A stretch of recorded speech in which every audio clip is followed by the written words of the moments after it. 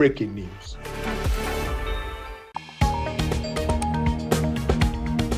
The Inspector General of Police has met with senior officers to review the state of security.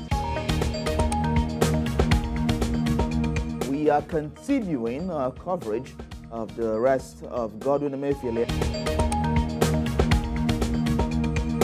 The Senate has summoned the governor of the Central Bank of Nigeria to properly brief the Senate regarding the state of the economy.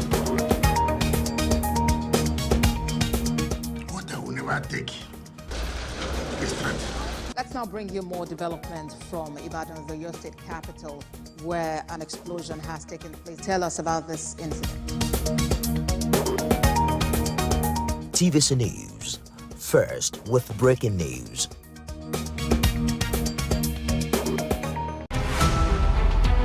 Every major news story is with many perspectives and layered with different levels of impact. Hello.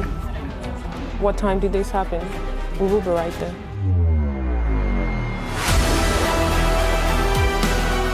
At TVC News, we follow the big and major news, gathering the facts, witnessing the outcome. I am here live at the aftermath of the approval of the new national minimum wage. We are TV Station of the Year, not just for breaking news, but for being first, fair and accurate.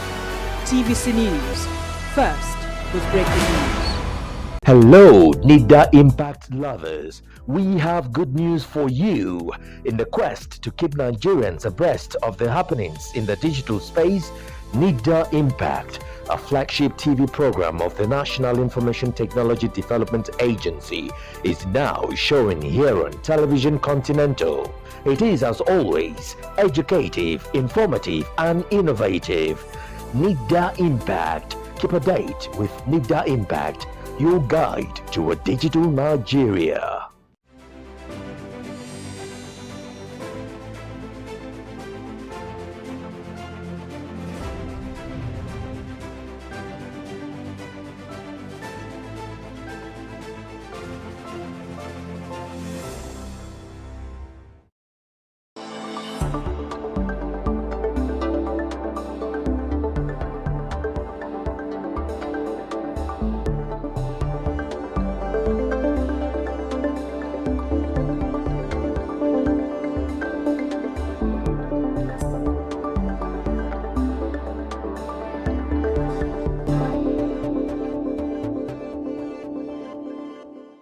Over 6 decades, the Bank of Industry (BOI) has been driving Nigeria's industrial development through financial and business support services. Bank of Industry is one organization that has kept their words with the Nigerian businesses. I have been able to expand my business from catering, event management, into water production.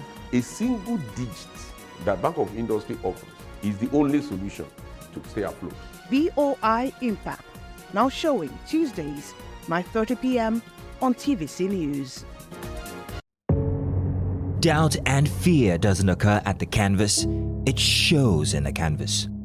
It shows the conation of raw earthen material slabbed, stroked and molded at a pace provided by the doubt and fear. Every move way in the struggle of one to the other, merging the past to the present, brushstrokes of colors seen but not known. For when the wailing stops, the pieces settle down in abject beauty erected for a century of a century. Speaking, advocating, protesting as the arts are meant to be.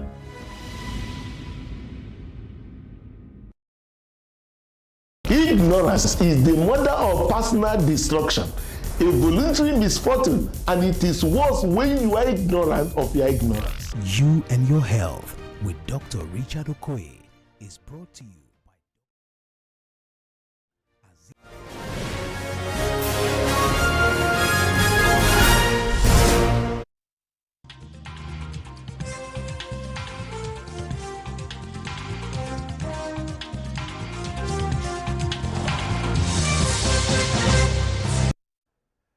Hello folks, I greet you. Welcome as you join us on the Hangout today. I am Citizen Jones Hussein. Now today on the program, Let's tell you the EFCC makes big breakthrough, secures conviction of 38 foreigners for cyber terrorism, internet fraud. Nigerian troops in high spirits. They have neutralized Boko Haram in Malam Faturi and Burete, hometown of former Army Chief Tukur Burete. They killed notorious terrorist commanders too, Abu Fatima and two other terrorist commanders. And later on, we'll share this with you. Managing Director of the Rural Electrification Agency, Abba Aliyu, speaks with journalists Hangout exclusively on expansion of clean energy access across Nigeria.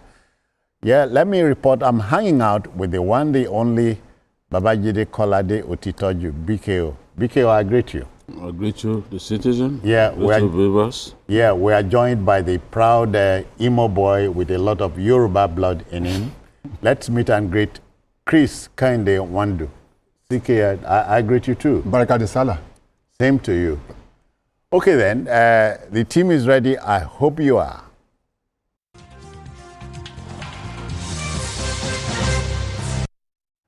Okay then, it's celebration time again in the Muslim world as Eid al-Kabir is observed. And for many Nigerians living in London and across the UK, it was time to go festive on the occasion of Eid al-Adha, also known as the Big Salah. Of course, the occasion is a major Muslim holiday which involves sacrifices, sharing of meals with family and friends. To the Muslim faithful, our greeting is Eid Mubarak. Cheers. But let's share some moments with you. Come, let's go there.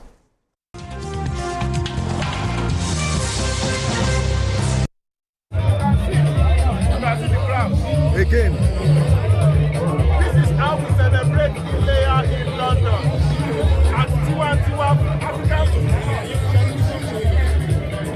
with Alaja, Nigerians enjoying themselves. And this is great.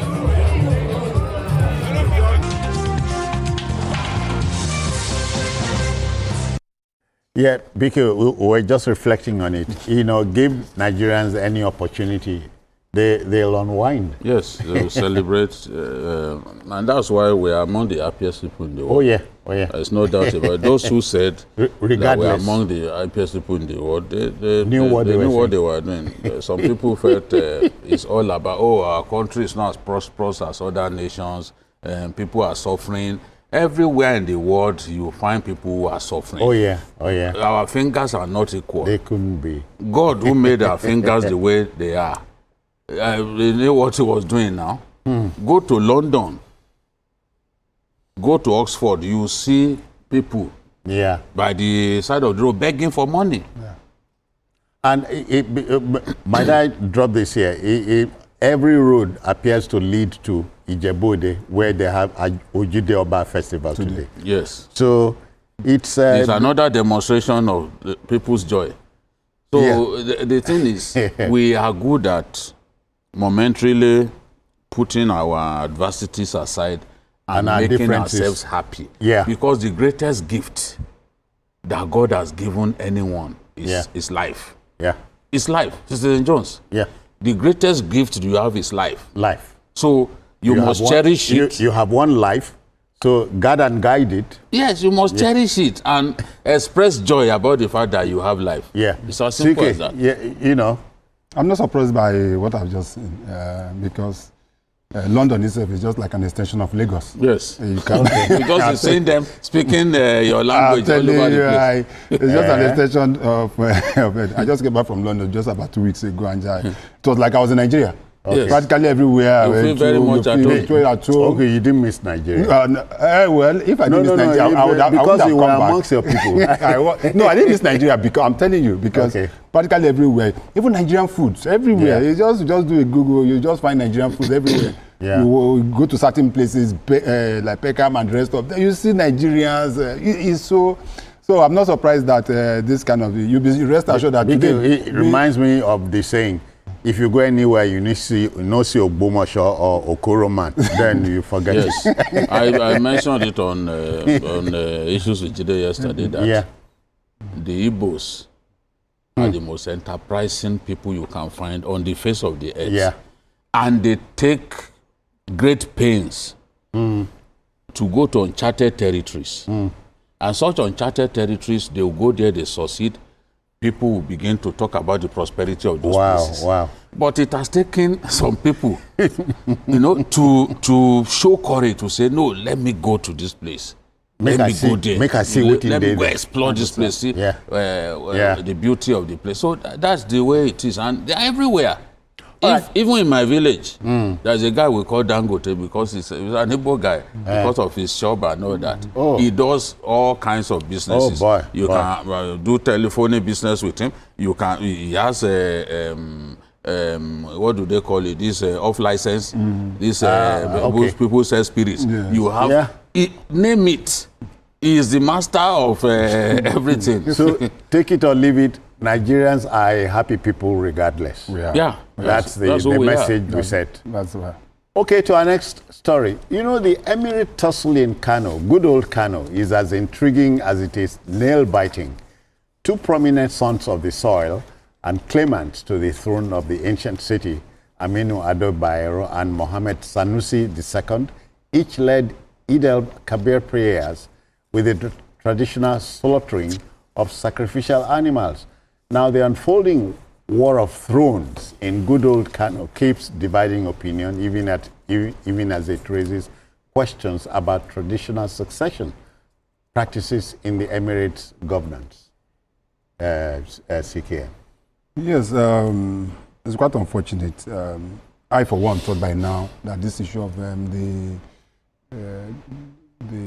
Emir of Kano would have been sorted out. But they are in court. I think he has gone to the Supreme Court now, to the best of my knowledge. And we have to wait for the Supreme Court to now decide on who the authentic Emir of Kano is. But I probably, I just felt I shouldn't have gotten to this point. Okay, because you know the Kano Emirate is one of the most revered emirates in Nigeria. Very, very revered. Kano is also a very, Bajide is practically a son of Kano, and most of those places will tell you how important the tradition, the Emirate tradition, how powerful whoever sits on that throne. You mentioned Kano, you cannot forget Benin. Neither would you want to forget talking of Ife or Calabar and so on. But how we allowed succession to for what is happening in Kano is more politics. It's not succession. It's not succession. It's strictly politics. Politics. And you come to one of the things I enjoy so much about this Salah this thing in Kano is the Doba.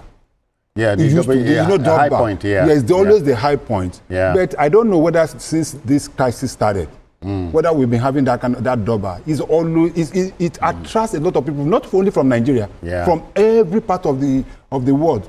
Tourism is always at its peak. But what you see now is that you have two of them leading prayers in different. Of course, the police had to ban. They had to put even when they ban them, they will still find a way of having that. So it is a big, and I hope, and I pray that the gladiators in this crisis will just get this solved as quickly as possible. Okay, BK, when Otto von Bismarck said, "Politics is not an exact science," sociologists keep reminding us politics is a behavioral science. And makes you wonder, what does a politician want? What is best for us is to leave the traditional institution out of politics. But even some traditional rulers are not helping matters. Okay, they play into their hands? They pitch their tent with certain with certain governments. Okay. So sometimes too, they turn against certain governments in a manner that suggests to the government of the day that, this person is an enemy. And when an enemy has so much influence, you want to try to cut the head of the enemy. What we've seen in Kano is a show of shame.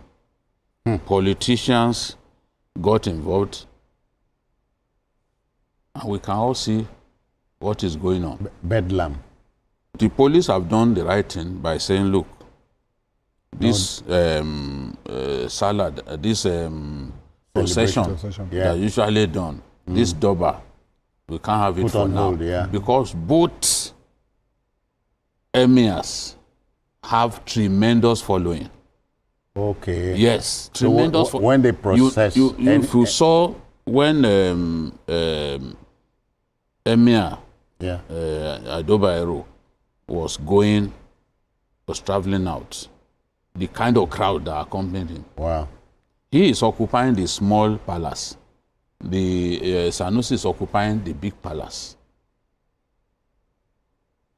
Sanusi was lucky because Abuja, as I heard, was planning to evict him from, to move,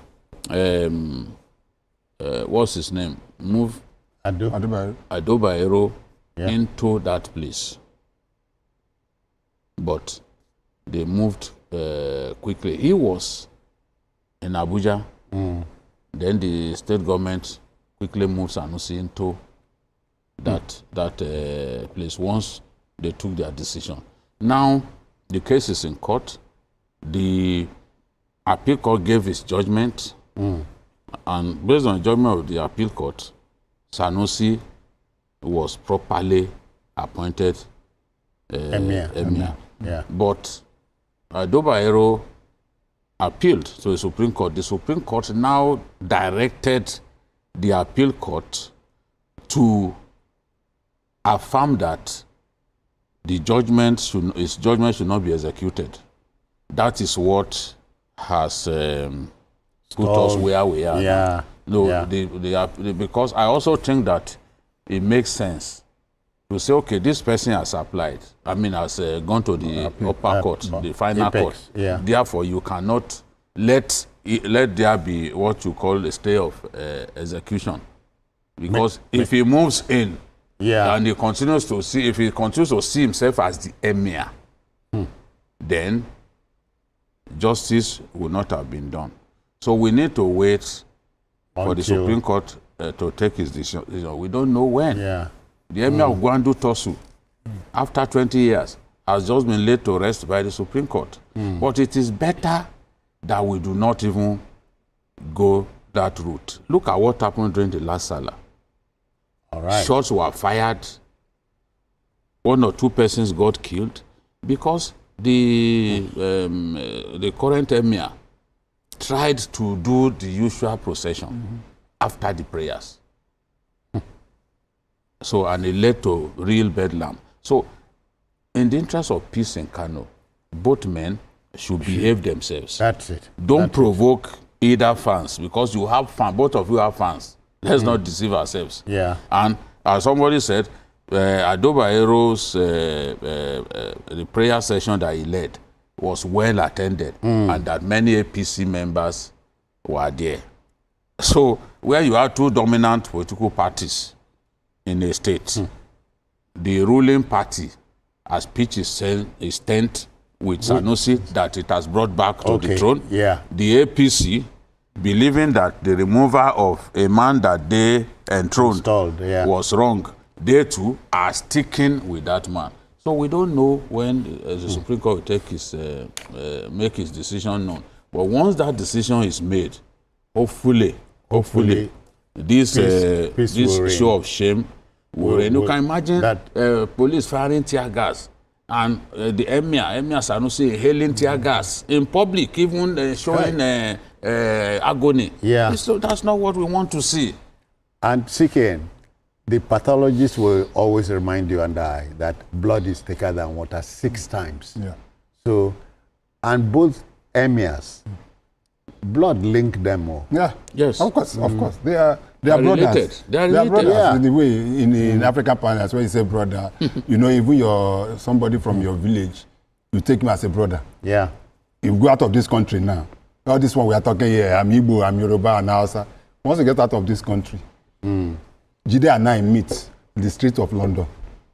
Nigeria, my state or whatever, Kogi, Emir Sanusi lived in Adobaero's house. Yeah. Okay. You see, so growing up, he lived with him. So that will put that the father of the father of the other. Yes. So they have that. The intermarriage also happened between them. Yeah, I think it's sister or something like yes. that. So it's the same family. But just as Jide said, it's all about politics. And the earlier we take away politics from our traditional institutions, the better. It is always like that. It's not just only in Kano. In even other states, it happens. So, to be able to do that, we will not be able to get kingmakers will choose emir. Yeah. Politicians will get involved. So force the kingmakers to choose their own person. I mean, when will that end? It wasn't like this before. From this hangout, we are calling for peace and truce. And we are not, we are not talking about peace of the graveyard. No. Real peace. Yeah. Wish you well. Thank you. Okay, to our next story. You know, the phrase, when a legend dies, evokes a sense of finality and the passing of an era. You know, the outgone week has seen the passing of very notable personalities in our country. So apart from former Minister Professor Aminu, Jibril Aminu, and former Chief Justice of Nigeria, Mohammed Idris, the passage of Commonwealth's boxing legend Obisia Golden Gloves Nwapa and high life heavyweight Mike Ejeagha have been announced. President Bola Tinubu, beg your pardon, mourns the two proud sons of Nigeria and pledges a lasting honor. Yeah, BK Nwapa, 75, Ejeagha, 95. 20 years between. Oh, yeah. You know, I'm happy for one thing. Ejeagha went into his grave a happy man. Okay. A celebrated man.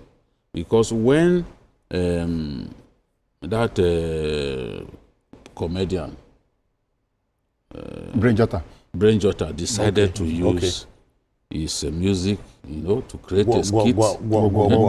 Yes. The whole world was, the attention of the whole world was drawn to that song. Yes. A song that the man had done decades ago. Yeah. And everybody began to play that music. You know, it came with an accompanying elephant dance. People were doing it. We even saw the governor of Anambra State, Professor Soludo. He also did that dance. You know? So, and the governor of Enugu State, Peter Mba, decided to honor him and promised, he even decided to fix the road leading to his house. And named it after him. You know? So that's what I'm saying. He went into his grave a happy man. I saw a picture of him smiling, and I'm saying, God, thank you for giving this man a reason to smile once again. And he smiled into his grave. A happy man, a fulfilled man. He was noted for singing philosophical songs, not the lyrically empty songs that people sing today and say they are great musicians, and they don't want us to talk about it. You know,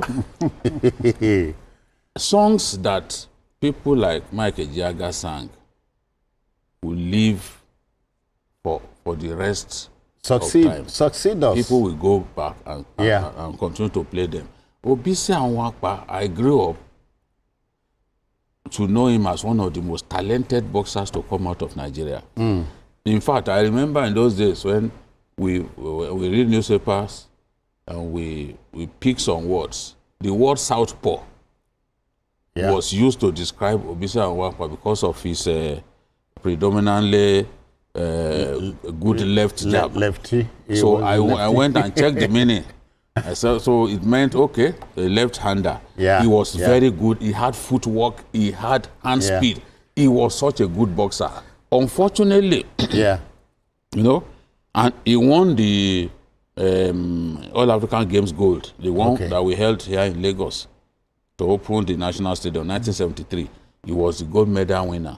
He was Commonwealth champion. He was #1 contender for the light welterweight title.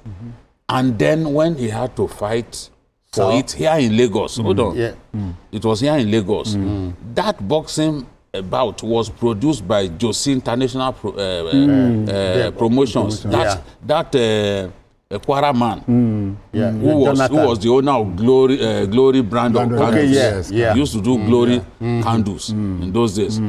I think it was even after this and the man's failed attempt to get Joe Lasisi to win the world title that we stopped hearing about him as a promoter. But Obisia was #1 contender for 2 years.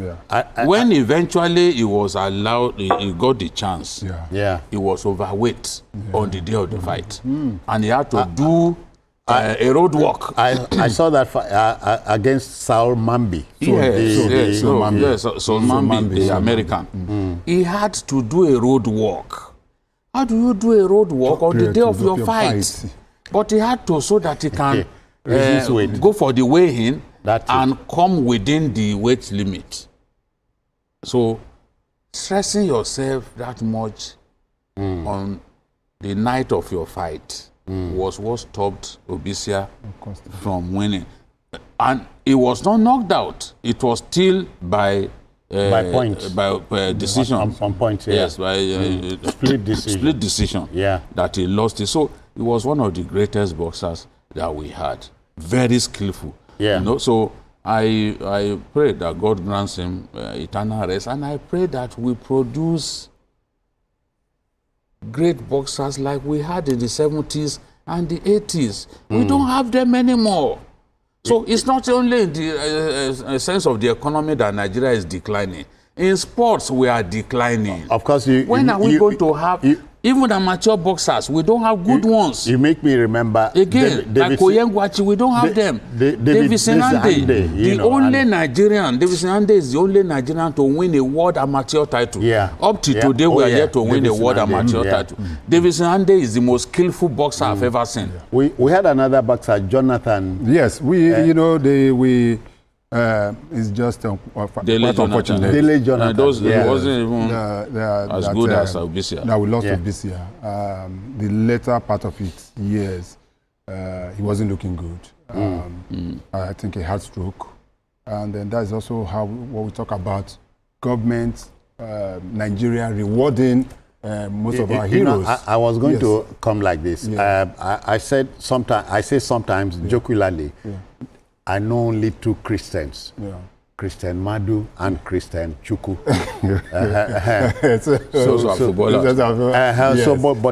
So when Chuku passed, the outpouring of emotions for him and so on. You know, for Chuku, you can't take away from Chuku. You know, football is a universal. It's the greatest spectator sport in the world. When we are talking about Chuku, I was a primary school boy in 1980 when we won that first AFCON, the first. I cannot forget it. I watched it on black and white doing that. It was something else. But talking about Obisia, now remember we also had some greats, people like Peter Koyegwachi.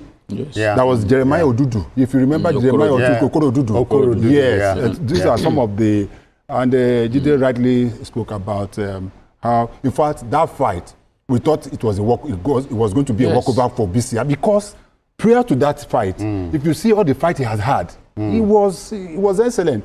Then after fighting, he went into coaching. He tried to produce a lot. Yes, he went into coaching. He tried to produce a lot of the bet. May God bless it. Then talking about Mike Ejeagha, that's a very. I think he died a very fulfilled man. He died a very fulfilled man. There's a say in my place. Even before this few years ago that I started getting, last year or so, if you talk in my place, it's generally in Igbo. And you say something, there's something you say, people just say, Mike Ejeagha. It was that man, it was that popular that what they say is that all the story where they tell us, So because he made his mark in folklore. He was not singing your usual folklore. Each and every lyric of his song made something. And so it was so philosophical. But good enough, as we said, at 95, I think it should be celebration of life rather than being lost to this thing. So they renovated his house, they tarred the road to his house, and he made some money. Just within the last 1 year. I probably would tell you that Practically all the money he made while singing. On digital, all the money he made while singing. I don't think he made it with what he had within such period. And so, but it's already. You know, Chief Michael reminds me of the late Okonkwo Adigwe. Okonkwo Adigwe had, Biko had a song rehashed by Ima Ogosi. Okay. Eba Welemdi. Okay, Eba Welemdi. Eba Welemdi. Eba Welemdi Yakano. Where my luck is, you know. So, essentially, just like Celestine Oku, you know that we have some musicians of yesteryear. They sang about our weaknesses, our strengths, our failures, and so on. And even unity. That's it. And they were very good. Very they could play the instruments. They could sing, they could compose, they could produce. You know, they had multiple talent. Today, you see artists, they can't even play the instrument. But you know, the dictionary has come to help us. It says a musician is an artist who can play an instrument and sing. But many of them are studio singers. They are not instrumentalists. You know, there's a big difference in the music industry now compared to when we were there. I remember my days as the artist manager of Sony Music. And we had some of the best. There are practically no artist under my label. Lagbaja, who was one of my artists, can play every instrument. People just think that is only SAS. Forget it. No. He plays it. Shina Peters.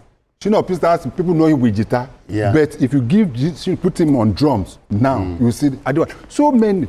There's a different, what we have now. Those are musicians. This one, what we have now are artists. Well, just say, give me track one. They rely totally now on digital, keyboard. Okay. Give me track one. Synchronized. And that is why, if you look at the music played by people like King Sunny Ade, Ebenezer Obey, and all the even Ike Dairos of Mr. It doesn't. Do you know? Forever. Let me tease you a little because I'm sure you remember this one. Alomo de Omela. That song will stay until the next century. Of course. Yes, no. Of course. And so on. You need to listen to those lyrics. Beki wa gunla, beki wa gundede.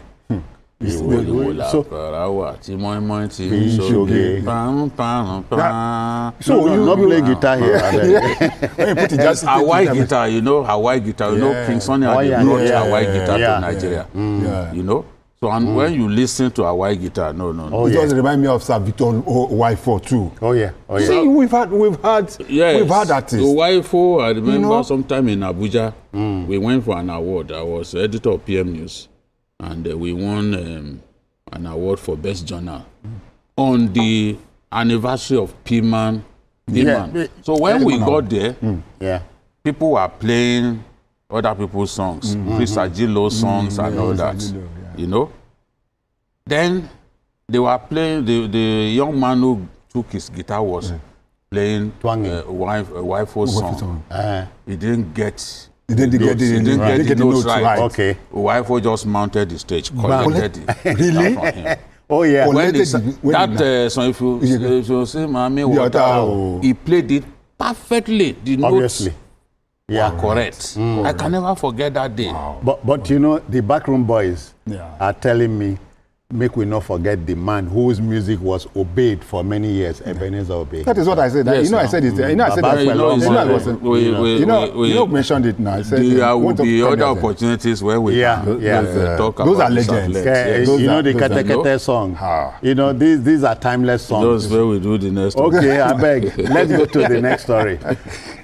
You know, the online video sharing platform owned by Google is a popular social media site with a vast library of content that pushes works of art farther afield. Nigerian female sensation Ira Star has achieved a significant milestone in Nigerian music. She has become the first female artist to surpass the 1 billion views on YouTube. She has joined acts like Burna Boy, Davido, Rema, and CK, who are in the elite group. Congrats, Ira. CKN, we ain't seen nothing yet. You know, that's what our artists are telling us. When we started talking about music, and some of us look back, I would just say, we came at the wrong time. Yeah.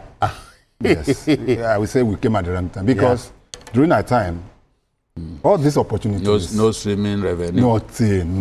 We were struggling. Oh, yeah. And that was what saw the demise of so many international labels that were in Nigeria. Then Sony Music, Ivory Music, and that's EMI, and Polygram, Tabansi. You remember Tabansi? All those they talk about Felix Liberty. You just remember, Tabansi. Oh yeah, you know. So many of Nigerian artists, so talented, they didn't have this opportunity. They didn't. They didn't. People like us, like they were the music of Michael Cree. Let me shock you. God. Look at somebody like when you are talking for like producers now. You talk of somebody like Laulu Ekis. Sorry, let me not forget the late Haruna Nshola. He had phono disc that produced what's his name now? Chris Okotie. That is it. You see, so you come to realize that there were so much, but we gave so much, a little. But name now, Chris Okotie. That is it. You see, so you come to realize that there were so much, but we gave so much, a little. But there was a turnaround. And we have to give to some of those that the people like, when you talk about the revolution about the Nigerian music scene, you cannot remove some people like Kenny Music.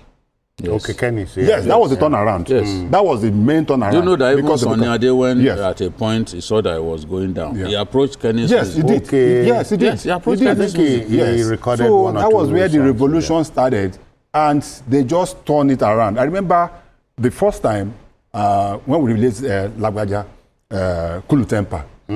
And we needed some airplay. And normally what we used to do then was what's called LP. You remember the LP now? The long playing records. You remind me of Keji Okuno. That's of course, that was my boss. That's my very beautiful woman. Oh yeah. That was my boss at Sony Music. And we caught the LP and took it to the radio station then. And Kenny were just coming and said, no, that the quality of what we have will not match with the new equipment that they just came with. Okay. That we need to put it on CD. Yes, that was where the use of CD started.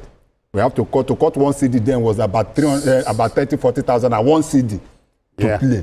But now to the point, how many people use CDs? Nobody uses CD. So but when you're talking ecosystem is you're not talking about IRA now. You're talking of 1 billion streaming. You know how much that is? Yeah. Do you know how much that is? This is a young lady that can buy a private jet. 22-year-old. And that is what the world has gone to. The issue of piracy is no longer there. Because what killed the music industry there was also piracy. Yes. Yeah. Look at the story that Lagbaja told. Yeah. That, because they didn't know him. Yeah. Nobody was familiar with his face. On Allen Avenue, he saw them selling his work that had not been released. We were together that day. What happened was that, let me tell you that story. We just went to GBC for a program. Just to promote it. The album has not released. That album has not been released. The album. Only for us. But it was some promotional stuff. We were just on promotional stuff. We promotional stuff. We were just promoting it. We just came back from Abeokuta. And we are heading towards Motherland, where he used to have his monthly day. And on Allen, by that, we saw somebody selling the music that we have not released. Oh. So what they did was that the one that we're playing on radio, they captured on radio. They captured it, and for whatever reason, I don't know where it is. And just sent it to Alaba and mass produce it. Before you know it, the next day it was already in Onisha. In fact, according to what I had then, they brought it in containers. I think from Taiwan. Yeah. And then they were selling. So you find a situation in which you have not made money, but the pirates have made tons of money. Yeah. But as he said, from your sweat. Yes, from your sweat, from your creativity. But that's not what we have now. You can actually measure, of course, the best-selling artist. It's so easy. It's easy. Oh yeah. It's so easy. This is not. There's no debate about it. Look at what this girl has been doing lately. This song Rush alone accounts, for a substantial portion of this 1 billion because Rush alone guaranteed her 458 million views. And that Rush, I remember Ira Star granted an interview where she said it was not her kind of song. That when the song was presented to her, that she was skeptical. Yes, she was really skeptical about it. It's Prince Omoeferi that wrote the song. And then they got how to work on it. You know, Don Jazzy, whatever, we cannot write the story of Nigerian music without that was the next Don Jazzy can smell a talent from 1,000 miles. Okay. Don Jazzy can also determine a song that we do well. And look at what we have now. The song has given her 458 million with that rush. And that rush was the song that also gave her her Grammy nomination. So she's been doing well. Music of black origin. She set a record there, becoming the first female, African female, to win in that category, Best International Act. She also became the first, in 16 years, the first female to win that category. And she's the first Nigerian woman to win the Music of Black Origin Award. So coming after that, we are seeing good numbers. Good streaming numbers. The first Nigerian female artist to hit the 1 billion mark. Ira Star, age is on her side. I believe that she has only just begun, because at 22, you still have, musicians don't retire. You still have so many years. Because years of success ahead. They say nostalgia is not what it used to be. I cannot forget a name here, which all of us here know. Majek Fashek started off well until he dropped the ball somewhere. So, you say at 22. Just as he said, you know, the things that can motivate artists to give their best, we have them now. Just do your thing. These days, people shoot movies on their own, and they put it on YouTube, and they will continue to gross money. It was not like that before. Artists will be begging, use my song now, play my song on TV. I beg. Today it's been democratized. Do your thing, post it on YouTube. And it goes viral. Upload it. Yes. Upload it. And so I'm just happy when it comes to Afrobeat, the successes that Nigerians are attaining. This CK, you know, that is his love in wanting to. Yes, love, yes, now. That's CK. That's CK, yeah. It's on that list. CK's song is one of the, in terms of streaming numbers, it's one of the highest ever. Wow. You know? And he's still doing well there. See Rema. Rema too, doing very well. Rema went to India and practically shut down the country. The highest, the most populated country in the world. When you talk of highest, it reminds me of Rihanna. You know, if you know Rihanna very well and see the way she dances, and BK knows what you can see him shaking his head. He knows what I'm talking about. And there are so many of them doing very well. And which also, what this tells us is that apart from us focusing on oil, focusing on just the industry, the creative economy is a very, very huge economy. We are not doing enough. Opportunities we are waiting. We have so much opportunity. We have so when we are talking of this streaming is not naira. When you are talking of streaming, it's not naira. These are dollars. It's dollar. So if we put so much energy into look at our Nollywood, #1 in the whole of Africa. At a point, it was #2 in the whole of the world. So I believe we can still be able to make so much more if we can be able to put the right policies to be able to encourage so in conclusion, Ira, the world is like an oyster. So it is opening up for you. Size it up and seize it. We wish you well from the Hangout. Congratulations. Yes. Congratulations one more time. You know, there's nothing quite like getting the younger generation involved in the labor market. We're building up to our next story in the labor market. So this is crucial for individual well-being, economic growth, and social stability. Now, the Vice Chancellor of the Federal University of Technology, Akure, FUTA for short, Professor Adenike Oladiji, believes that equipping the youth with the necessary skills and knowledge for the job market is the way to go. There's nothing like an old idea whose time has come. Let's share that story by our own Ayodeji Moradeyo. Let's go there first.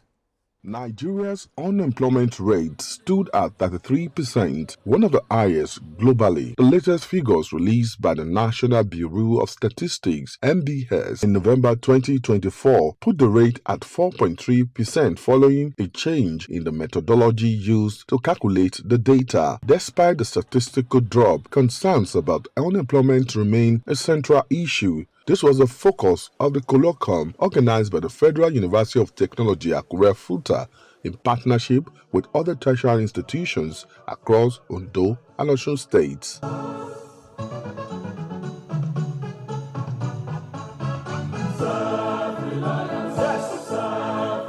They translated the vision appropriately. The Vice Chancellor of the university, Professor Adenike Oladiji, emphasized the urgent need for collaboration among Nigerian universities and polytechnics to tackle the nation's pressing economic challenges, noted that collective expertise and shared resources across institutions could lead to more effective training, innovation, and sustainable job creation. We thought that the easiest way is to bring everybody on board.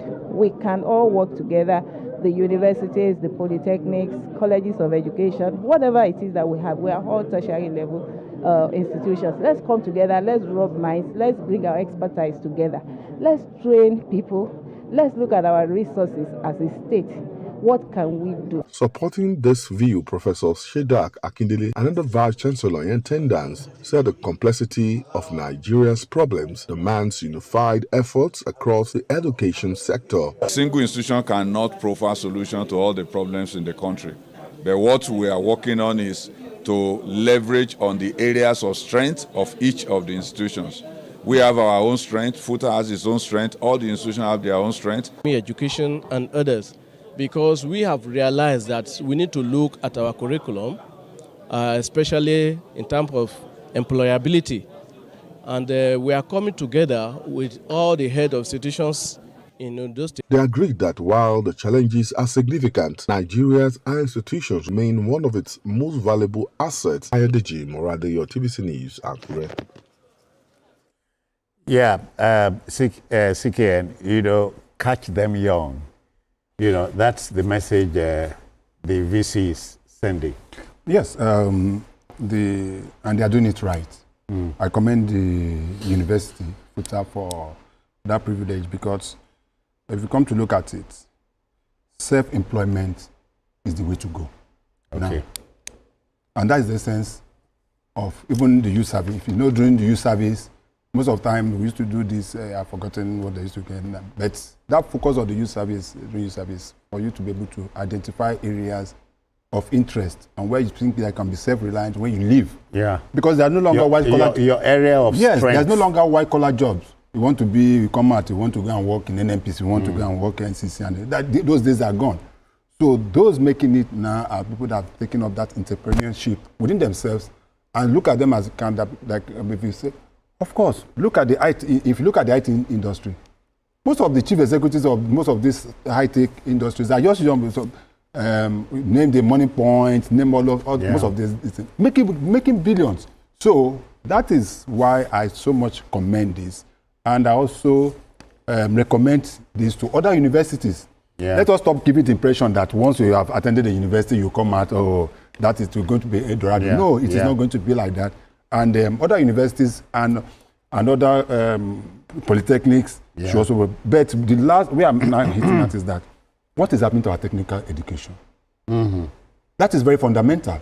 Yeah. You could see, and that is why I have a quarrel, I have a challenge, where our government are now turning polytechnic into universities. Our forefathers that created, those that initially created the polytechnic, had there's something they had in mind. Yeah. It's not everybody that want to be, that can be a lawyer, that can be a doctor. There are some people that have handcrafts. Yeah. Let me shock you, lastly. Now, if you go to most of these countries of the world, talking of Canada, you're talking of UK, you are talking of... Those that are making money are those that are using their handcrafts. Those who have skills. Those that have skills, you'll be shocked.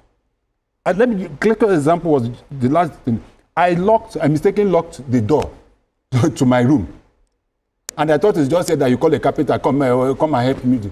For them to be able to get somebody to come and fix that, if you know how much it will cost. Yeah. So you see the mechanics, the plumber, and the rest of them. Those make it. So that is the area we should focus on. As far as I'm concerned.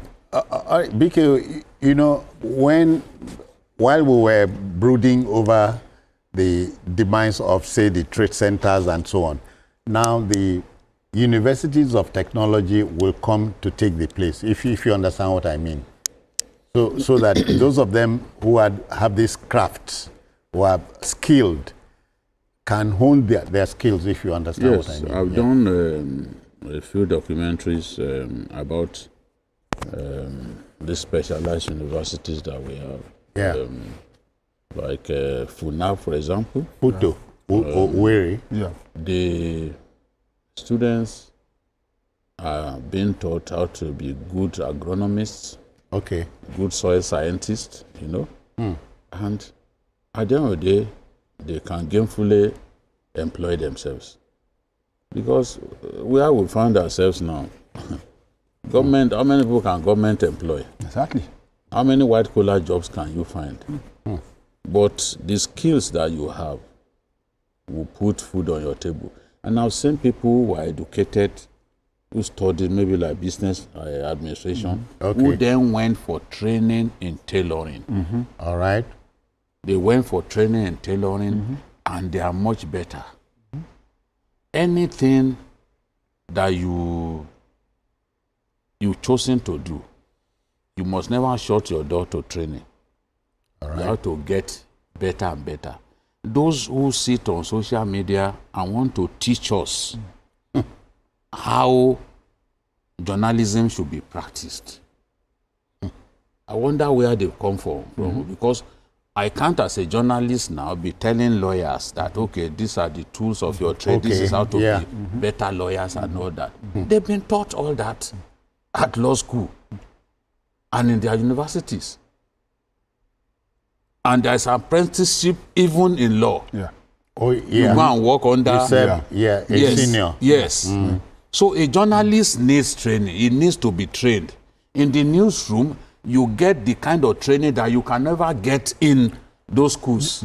You know, one training is you do not, as a journalist, opinionate. But you see, many of they are telling us now that that's the way to go. People they don't belong in our trade.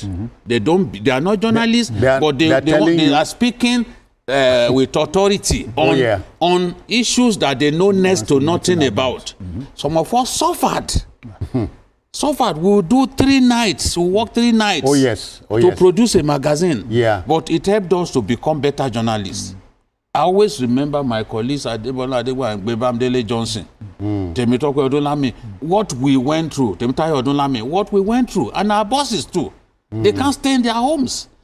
This is how you forge a proper professional. He learns the craft. He learns it. He imbibes what is being taught. You cannot tell us, you don't know anything about journalism. Don't come and tell us who a good journalist is and who is not. And a lot of people commenting. I've seen people, properly trained journalists, I've read some of their comments on social media.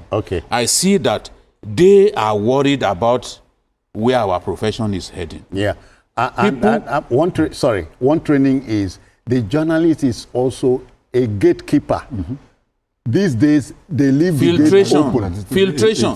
Do they even know what is called filtration? It's an all-comers affair. The way I cannot go and tell a doctor how to do his work. Don't come and tell me who a good journalist is, or that a journalist does not need training. Many of us today, by the grace of God, we are products of training both in Nigeria and outside Nigeria. And it has helped us to be who we are. You can't deny. Some trainings that I attended, I can tell you, I can reel out 2 straight sentences that came out of the mouth of the trainer. And they've stuck here. So the person who has not had the privilege of training, who is he? Who is he? Yet we always say, oh, we don't want quacks to do jobs for us. But we want journalism to be dominated by quacks. It's not going to happen. Okay. My final take on this matter is those universities should help us train those who can fend for themselves after school. Those who are trainable. No, they are saying now that their curriculum should be modified to enhance employability. Okay. Which means that the people they train will not find it difficult to find employment. Okay. There are some courses today that I don't think universities should continue to do because you come out. Relevance. Yes. People you won't find employment, except you are lucky. So that is I think that is my big takeaway from that event. All right, we'll now go on a commercial break. At least let's make some money. Why not? We'll go on this commercial break and return shortly. Please stay. It is still Journalist Hangout on a Sunday. Thank you.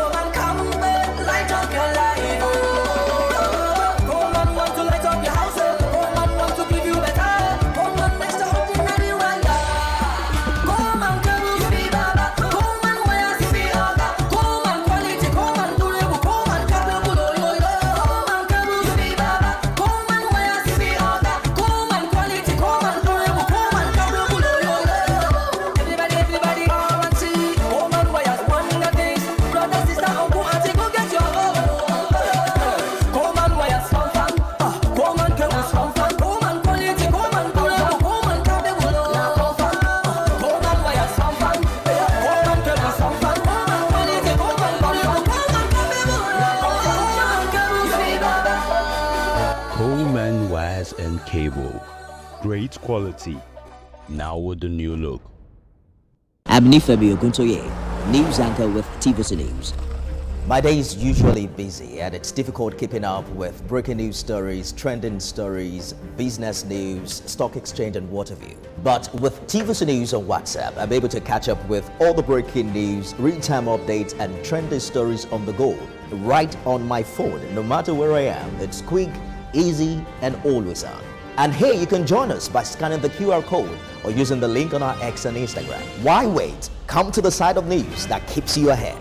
TVC News, first with breaking news.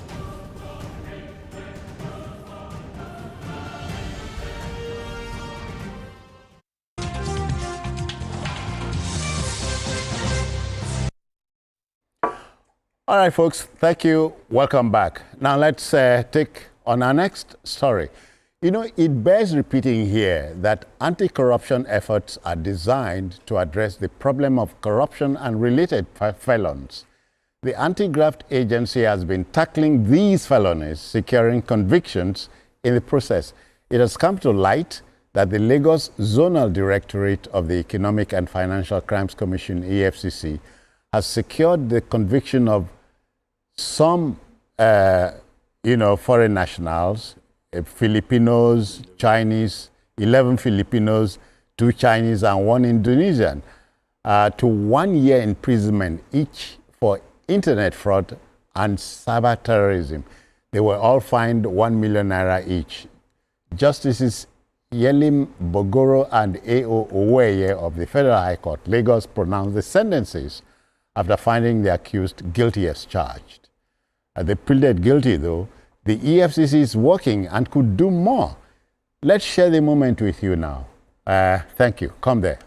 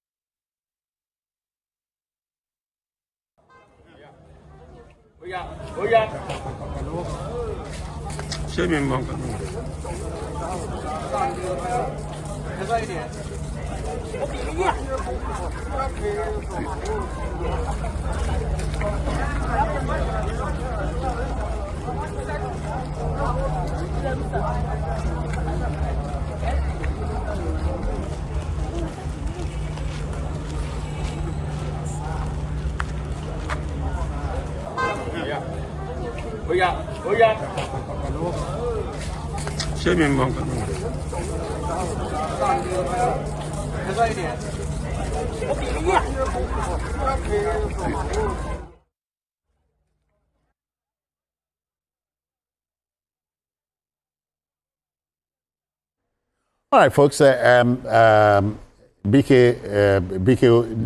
the EFCC is working, but the man at the bus stop begins to wonder what in they do self. But the pictures don't tell lies. No, they don't.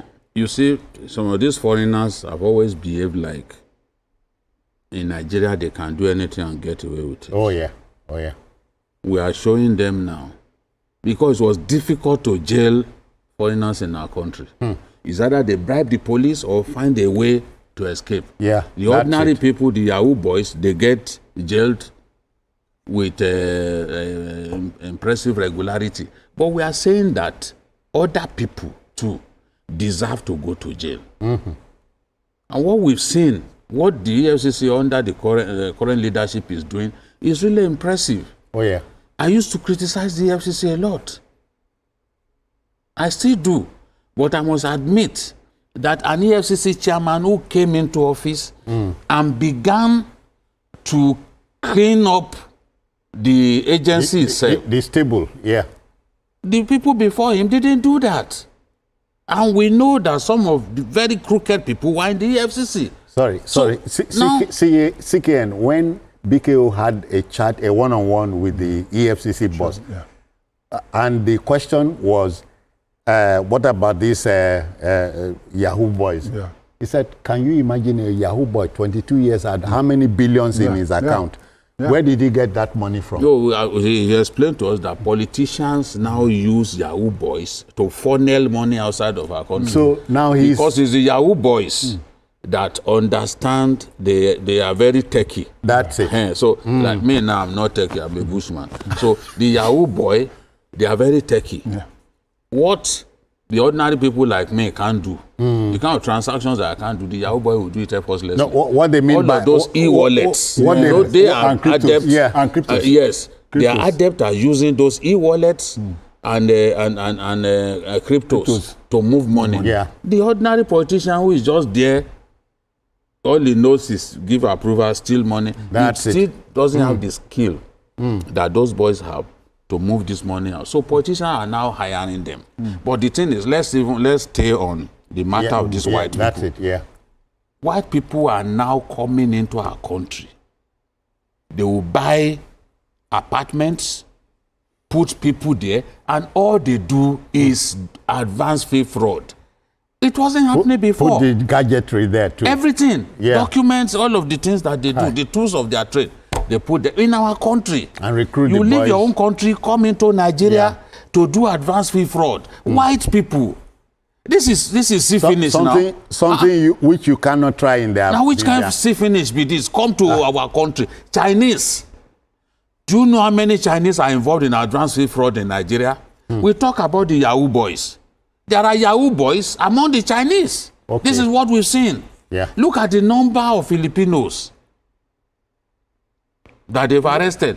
These guys, they forge documents. In some cases, Nigerian names that they are bearing. Can you imagine? So they've come to even train our people. Nigerians didn't invent advance fee fraud, though. It's these people that brought advance fee fraud to us. We didn't know about it before now. Now, in today's Nigeria, foreigners are coming into our country. They come to steal our solid minerals. Go to Nasarawa and other places and see how the Chinese are mining illegally. Mining tantalite, mining gold illegally in our country and getting away with it. But the EFCC say no more. Enough is enough. Once they are done with their serving their time, there's no other way. There's no other way to treat them. Put them the way they deport our own people to in the UK and US. Take them to the airport, deport them without an extra dress. Let them go back home. If they want to do fraud, they should do it in their country. Why should we export advanced free fraud into Nigeria. It makes no sense. It makes no sense. CKN, in their China, if you are accused of corruption, you know this, a bullet to the back of the head. Capital punishment. They are gone. First of all, we need to commend EFCC. A lot of people say that EFCC is not doing anything. I didn't know much of what they are doing until some few weeks back when we had a one-on-one with some of us had a one-on-one with the EFCC chairman. And I was shocked with some of the information that was coming out of him. To a large extent, he has been working in the background, not making so much noise. He's somebody that believes that he doesn't need to be making noise of what he's doing. All we have been seeing is Yahoo boys, Yahoo boys. But beyond what Yahoo boys, if you look at the level of recoveries by the EFC, let me give you a classical example. I'll come back to this word. Who in his wildest dream will ever tell you that, will ever know that somebody in this country, an individual, built over 700 houses and 53. 753. Yeah. Flats. Luxury duplexes. Who will ever tell you that? And it has been, it doesn't, those things, it didn't take one day to build. The EFCC said yes. Yes, to build that, it's not a question of days. It's not a question of days. It's years. Yes, that means that this thing has been going on. So you can see and what they have also done is the people up their antics in terms of intelligence gathering, and that's what we always talk. That's what was, even within our military, I've always said that the issue of intelligence gathering is very, very key. Okay? Very key. You also have this reward system. The reward system where you see people volunteer information. And give you the basic information. There's a name which they used to call it, I can't remember now. Where you give information. Whistleblowing. That whistleblowing is also working so much. Because EFCC, you ask yourself how many staff do they have? But they have people also around who are giving you. But coming to this... The judge, let me add that the judge, Justice Bogoro, Justice Oweye, ordered the Comptroller General of the Nigerian Immigration Service to ensure that the convicts are repatriated to their country of origin within 7 days. Upon completion of their sentences. So all the devices and the interesting thing, they all pleaded guilty to the charges. No argument. That means the EFCC did its work diligently. That is what I'm talking about, being diligent. That's talking of intelligence. They found they built a prima facie case. And they were able to sustain it. The one that happened, there are two, because there are about two of them. One happened in Abuja, one happened in Lagos. I learned that the one in Lagos, when that operation was carried, it was in the night. There has been this intelligence coming to them, and they've been following through until they busted the place. And how many people were? Close to about 500 or so were picked up that night. They were packing them in. Now the issue is that what rights do they have to be doing what they are doing in Nigeria? How come that we have these people sneaking in? CBEX, it is white people behind it, foreigners. How come these are the ones for financial? I can tell you that if we search properly in the problem of insecurity that we're having now, we will have part of the charges is terrorism. Yes.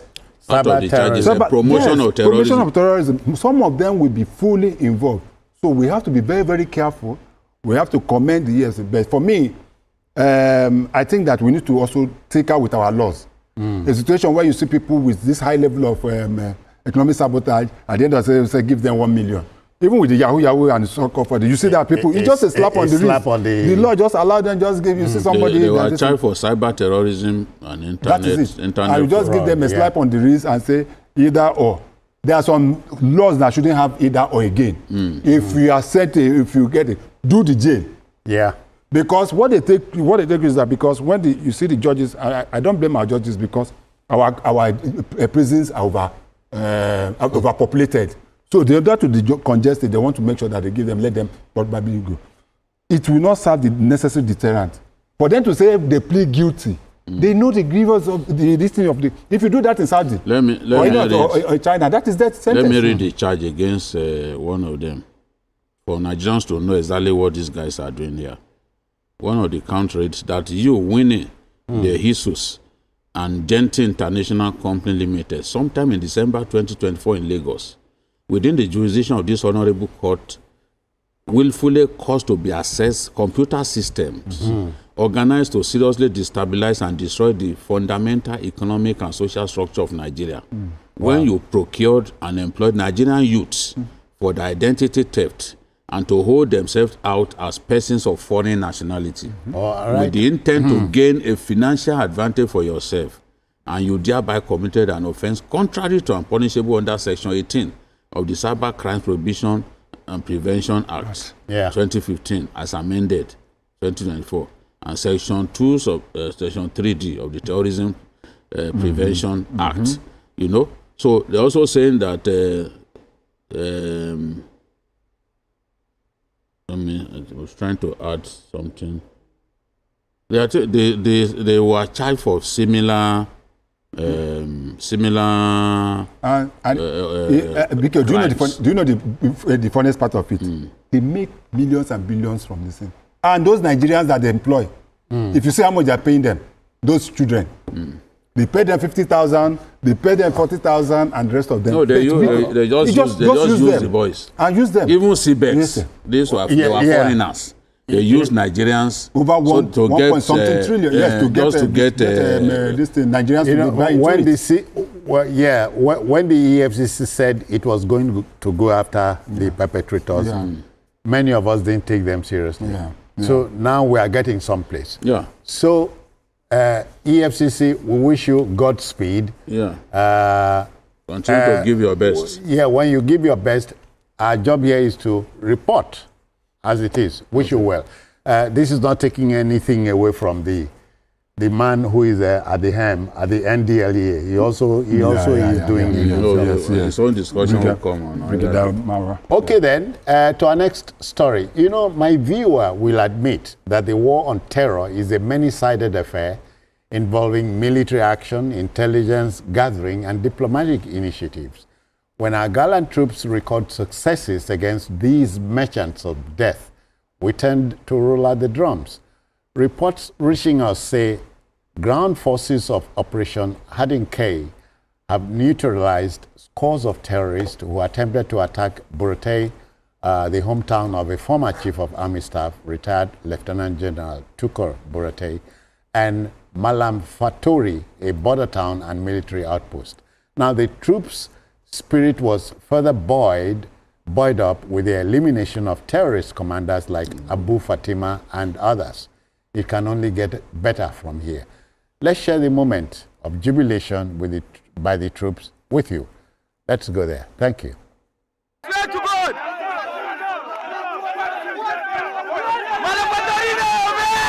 I swear!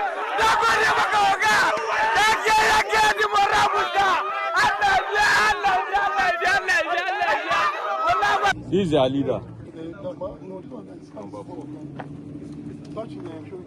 Yes, and 4 grenades.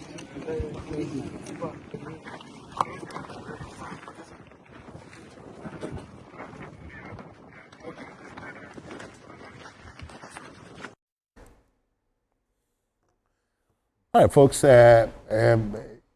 joy, they said nothing beats it when you express joy from the bottom of the heart, you know. So the troops were right. I have every reason to believe that the Nigerian army will vanquish the enemy. They managed to keep the Northeast stable for a long time. Then in response to the threats in the North Central and the Northwest, we decided to move some troops and equipment from a place that everyone had judged had already become stable. And so many people, so many fighters were turning in their weapons and surrendering. Today, we've seen a resurgence of Boko Haram activities. Especially in the Northeast. Yes, in the Northeast. That is the main theater of war. But Boko Haram is no match for the Nigerian army. They are just a bunch of irritants You saw the pictures. You saw how they were dealt with. And I'm happy. Abu Fatima, when you go to the airport, you see the pictures of wanted Boko Haram commanders and fighters. Abu Fatima featured prominently among those wanted guys. Oh, really? They've sent him to his maker now.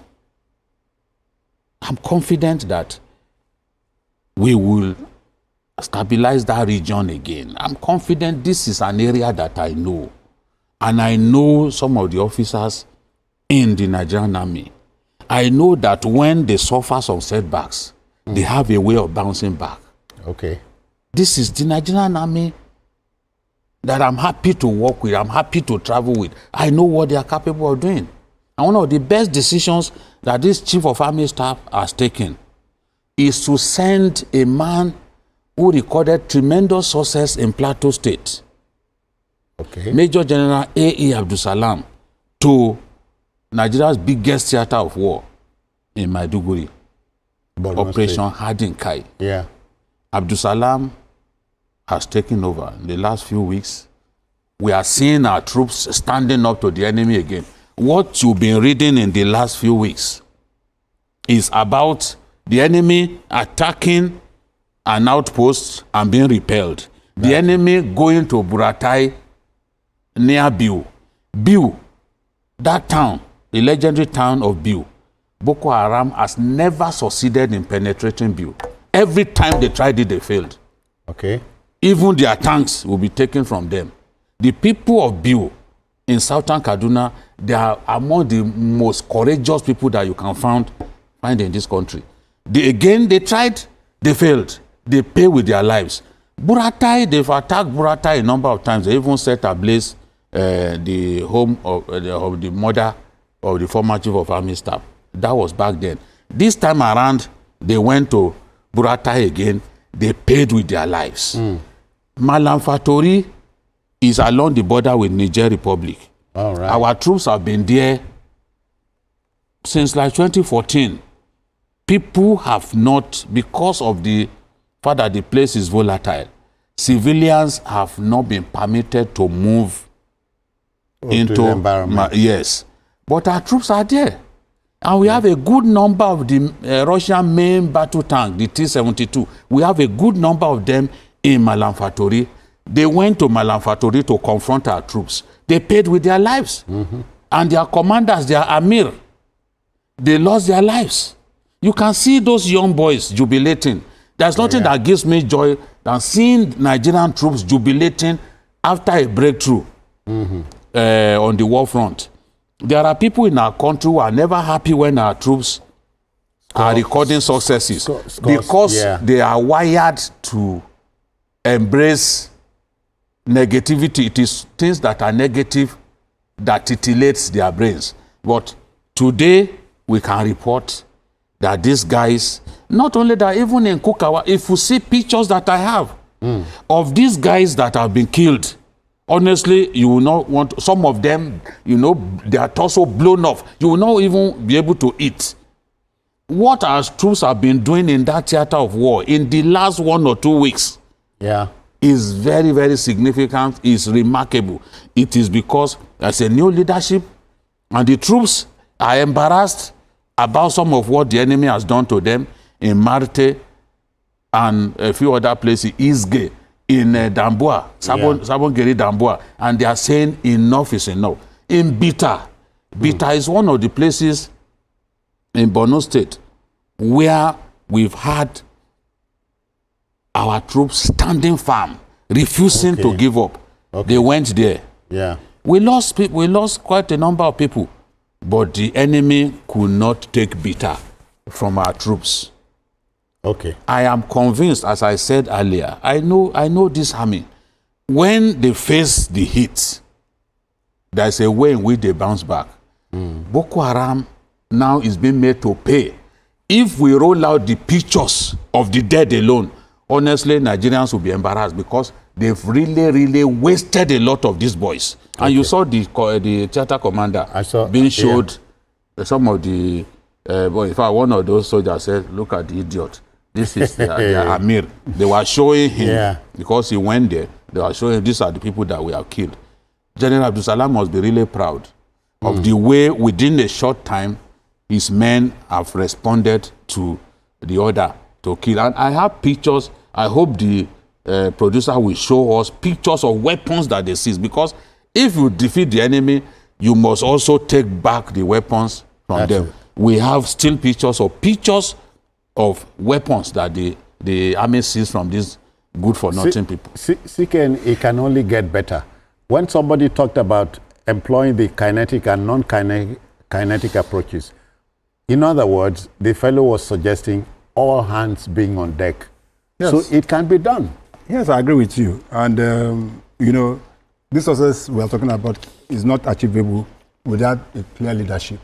What it means is that the current chief of army staff has strategized. Okay, and here are yes, of the weapons. The current chief of army staff has strategized.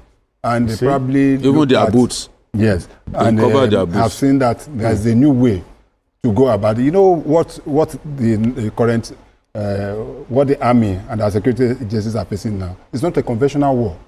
If it's conventional war, this thing would have been done within 6 months. Yeah. Because they are good at that. They say they asymmetrical. That is it. They've been to Liberia. They've even, you are talking of defending Nigeria now. These are people that went to other countries to defend and be able to defend other countries. They went to Liberia. They went to Sierra Leone. They've been to Congo. The Nigerian army is one of the finest, one of the best in the world. Yeah. But as he rightly said, the current commander, Abdul Salam, is doing a good job. And that reminds me also the kind of things that late General Lagbaja also did. Before him, there was also one General Adeosun. I don't know where he is now. No, I think he's retired. Yes, he's retired also. But former chief of police plans. Yes. But in Brata, we were told that at least 3 major, apart from the one being mentioned, 3 major commanders were eliminated. There's one Amir Abu Ali. There is Amir Ibinu. And there's Amir Abu Wadume. Okay. These are 3 commanders. And I've always said it, cut off the head. If we're able to cut off the head, yes, if you cut off the head, then the body will weak.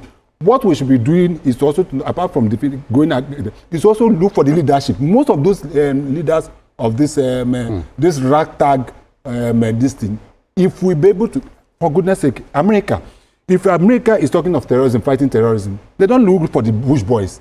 They go for you saw what happened with Bin Laden. And they just even though it took them 10 years, they made sure they nailed it. Because he was running up and down. They made sure they go for the head. And once you cut off the head, what this has shown is a signal to other ones that feel that they're untouchable. Sooner than later, but we are all in agreement here. The enemy can be defeated. Well, we have the capacity. We are on the way to get it. We have the capacity. We must not give up on our armed forces. Okay. And we must be ready to support our armed forces at all times. Okay. They are doing a good job. It's not an easy job. People stay awake for the rest of us to feel safe. To even sleep. They deserve our commendation. They deserve our support, not our condemnation. Those who sit on social media mocking our troops, all right, they should be ashamed of themselves because of what the police do, what the army does, that they are able to sleep in their homes. Yeah. Okay. Some of them even without locking their doors. And even lost their lives. Yes. People are sacrificing, who lose their limbs, who lose everything. All right. And now mocking them. From the hangout, our commendation will go to our gallant troops, men and women, who are staying awake so that we can sleep very well at night. Soundly. Thank you. To our next story. You know, clean energy, also known as renewable or green energy produced from natural resources, is coming to stage in our country. The boss of the Rural Electrification Agency, Abba Aliyu, had a one-on-one chat with journalist Hangout. Now, plans are afoot to expand clean energy across our country. We are well on the way to having a renewable energy with our abundance of natural resource. Think of solar, wind, or geothermal power. Let's share that interview with our own Babajide Kolade Otutoji with you. Let's go there. Thank you.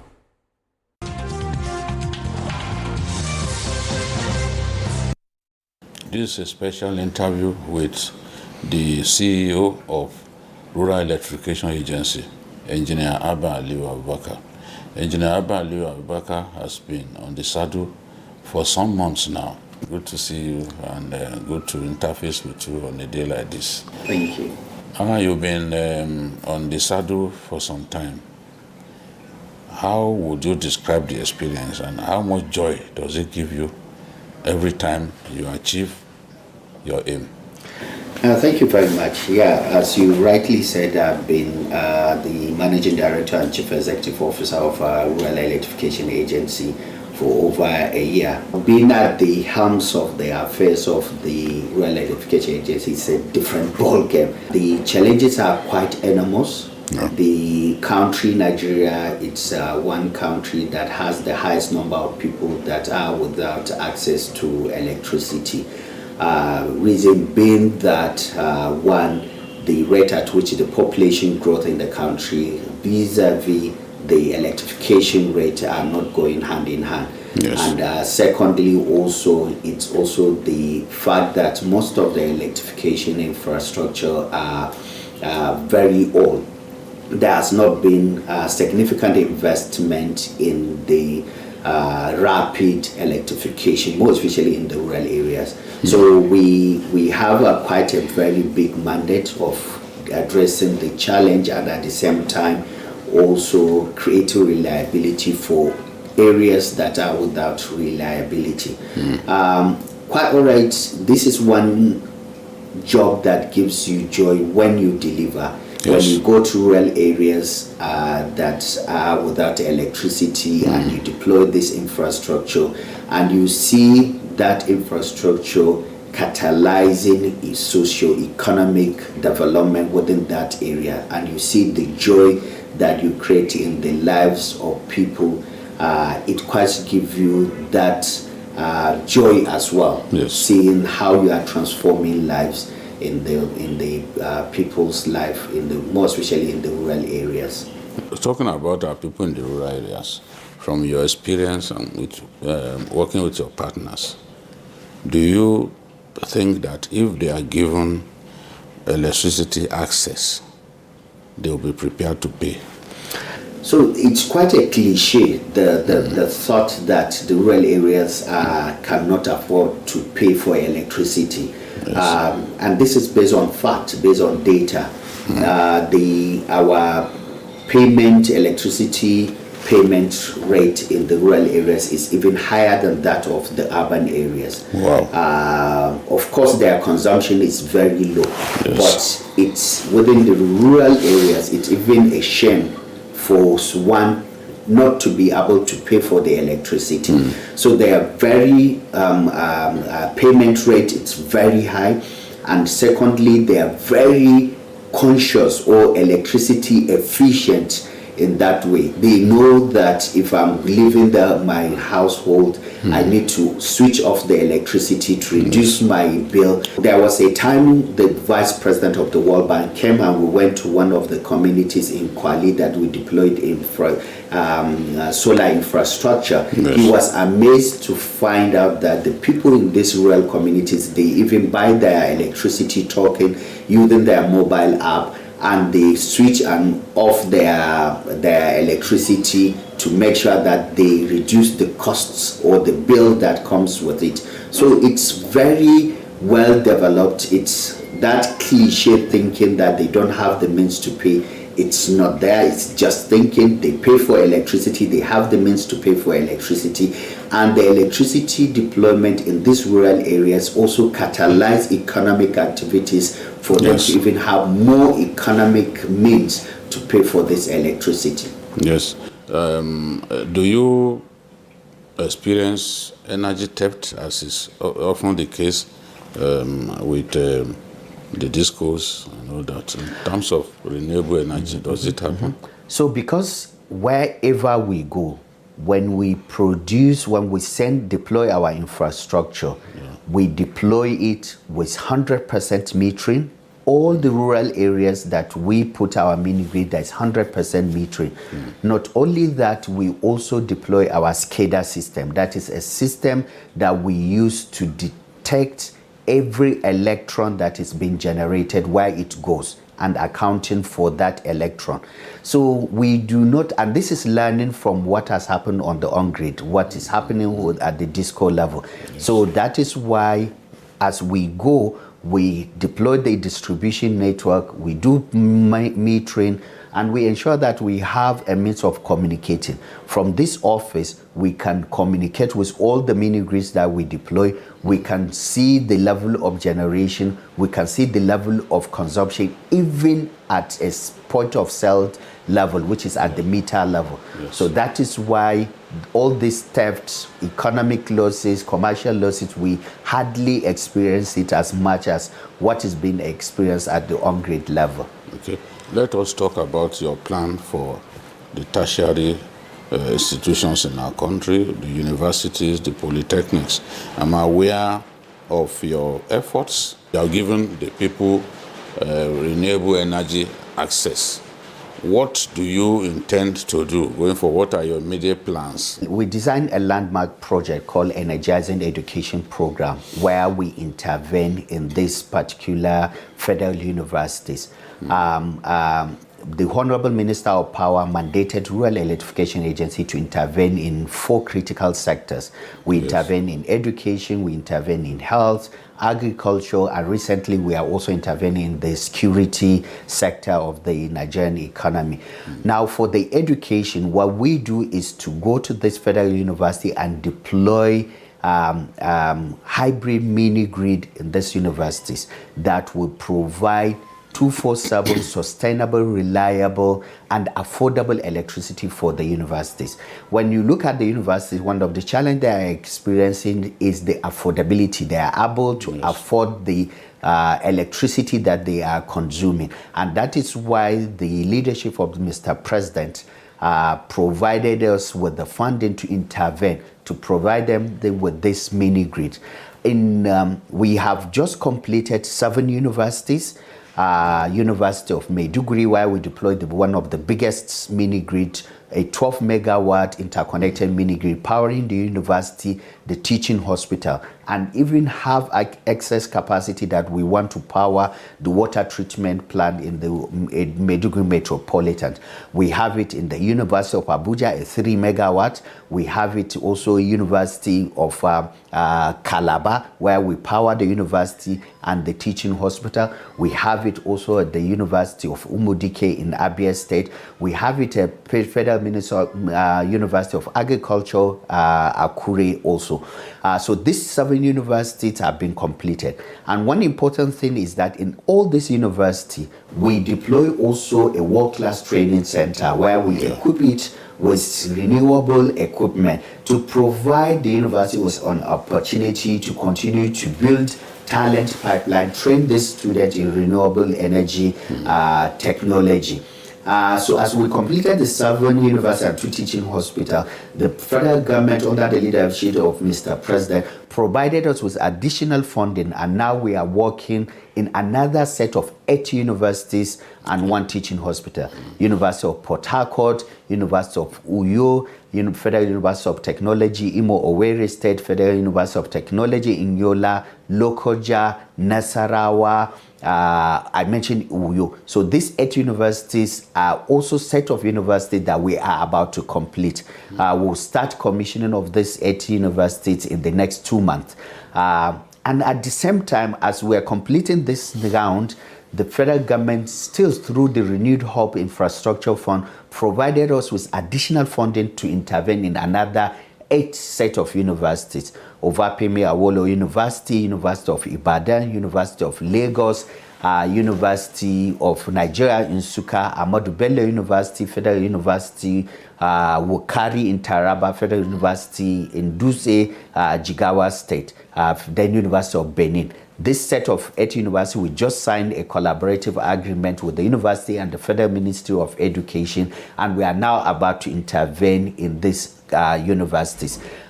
In all, we deploy the mini grid that generate the electricity, upgrade the entire distribution network, provide 100% metering, deployed SCADA system that would make sure that we communicate with this mini grid to ensure the viability and optimize the operation of this mini grid. Let's talk about the tertiary health institutions.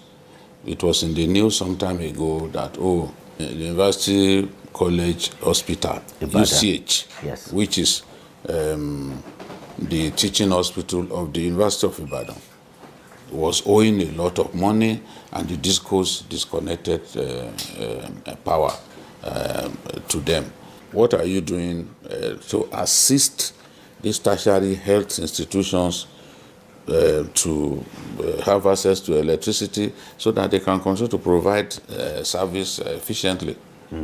So the swiftness of the Honorable Minister of Power is what made us to quickly deploy and start designing this intervention. Like I told you, under the renewed Hope Infrastructure Fund, we are now targeting the University of Ibadan and the teaching hospital. Yeah. And I told you that we also intervene at the University of Maiduguri Teaching Hospital, University of Calabar Teaching Hospital, and University of Port Harcourt Teaching Hospital. So we have that specific also design intervention in different health institutions. Yes. I must also said that we deployed 50 containerized mini grid in 100 different federal, tertiary, secondary, and primary health centers across the country.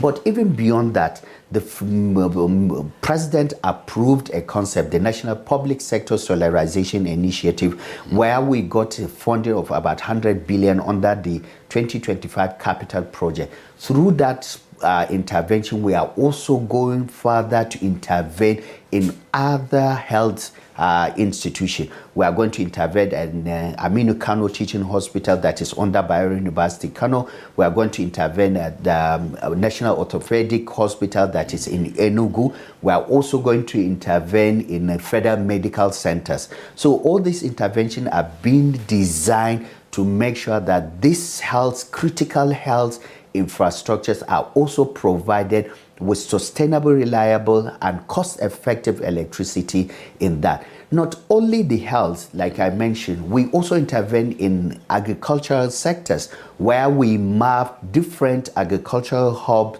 agricultural clusters, and deploy this mini grid to, one, increase the agricultural production, and two, reduce post-harvest losses, which is one of the greatest challenges affecting the food security in the country. Yes. We provide this reliable electricity where farmers that work within these clusters or hub will have opportunity to preserve their food produce, and at the same time also process it.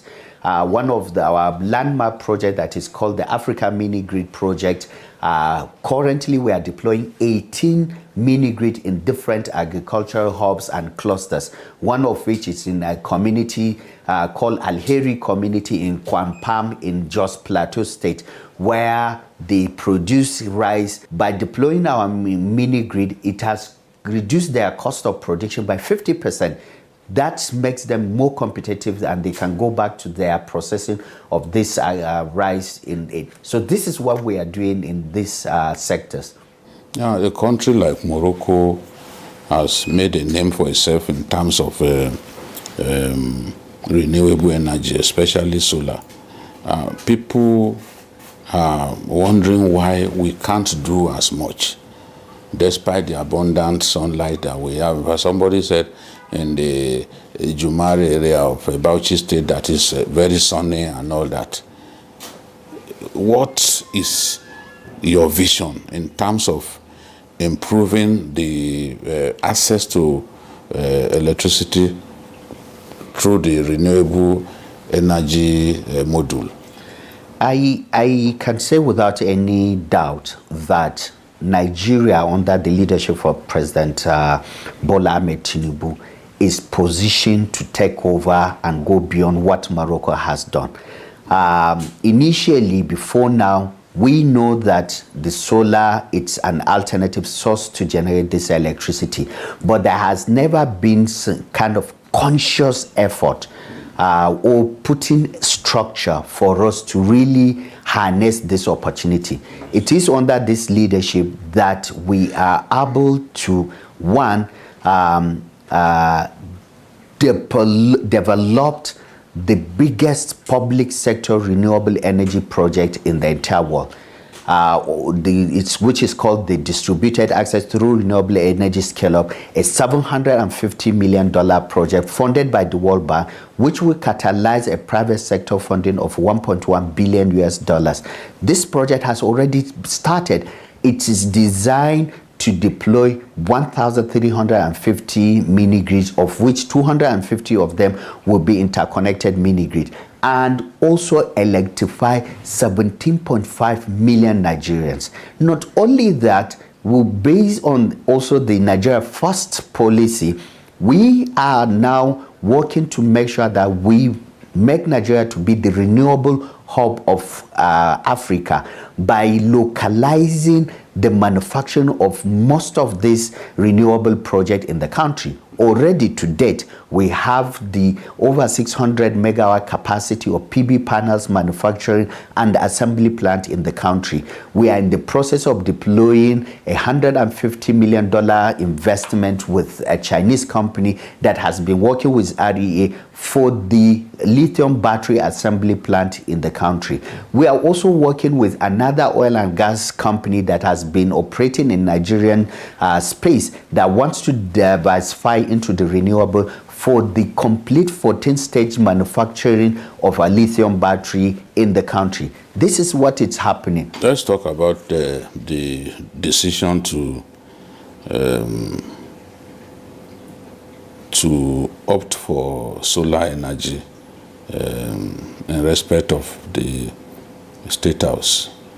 There are many people who criticized the decision and said, no, why should the State House be on solar?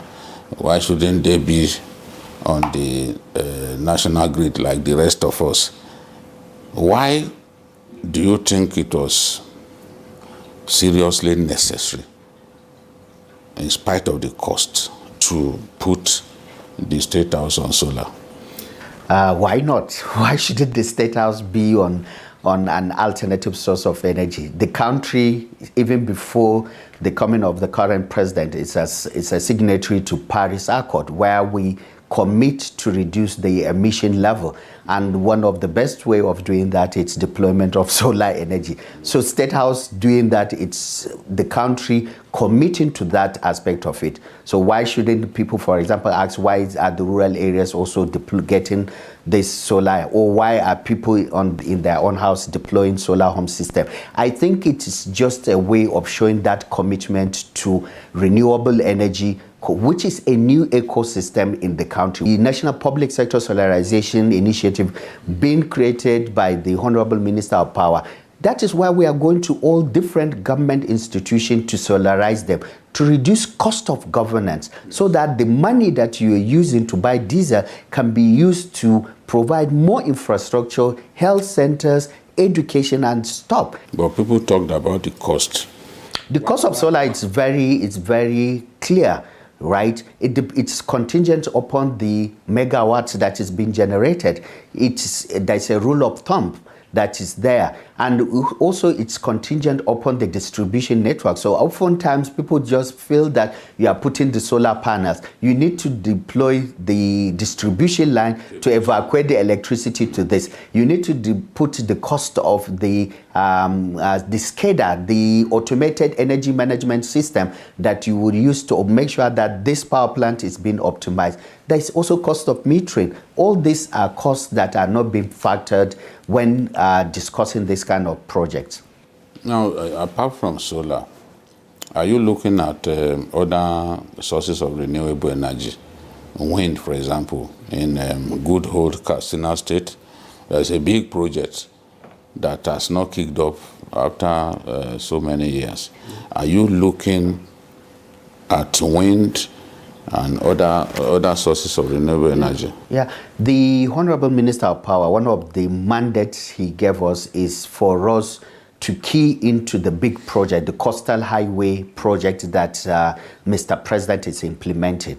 What the Minister of Power told us is that all those states at the coastal area that will benefit from this coastal highway now have this opportunity for also integrating, harnessing the wind energy, because those areas are known to have very high potential of coastal wind that can generate electricity. So we are integrating ourselves. What we are doing now is to start to carry out study around those areas and see what wind energy potential that we can harness into that. That is one.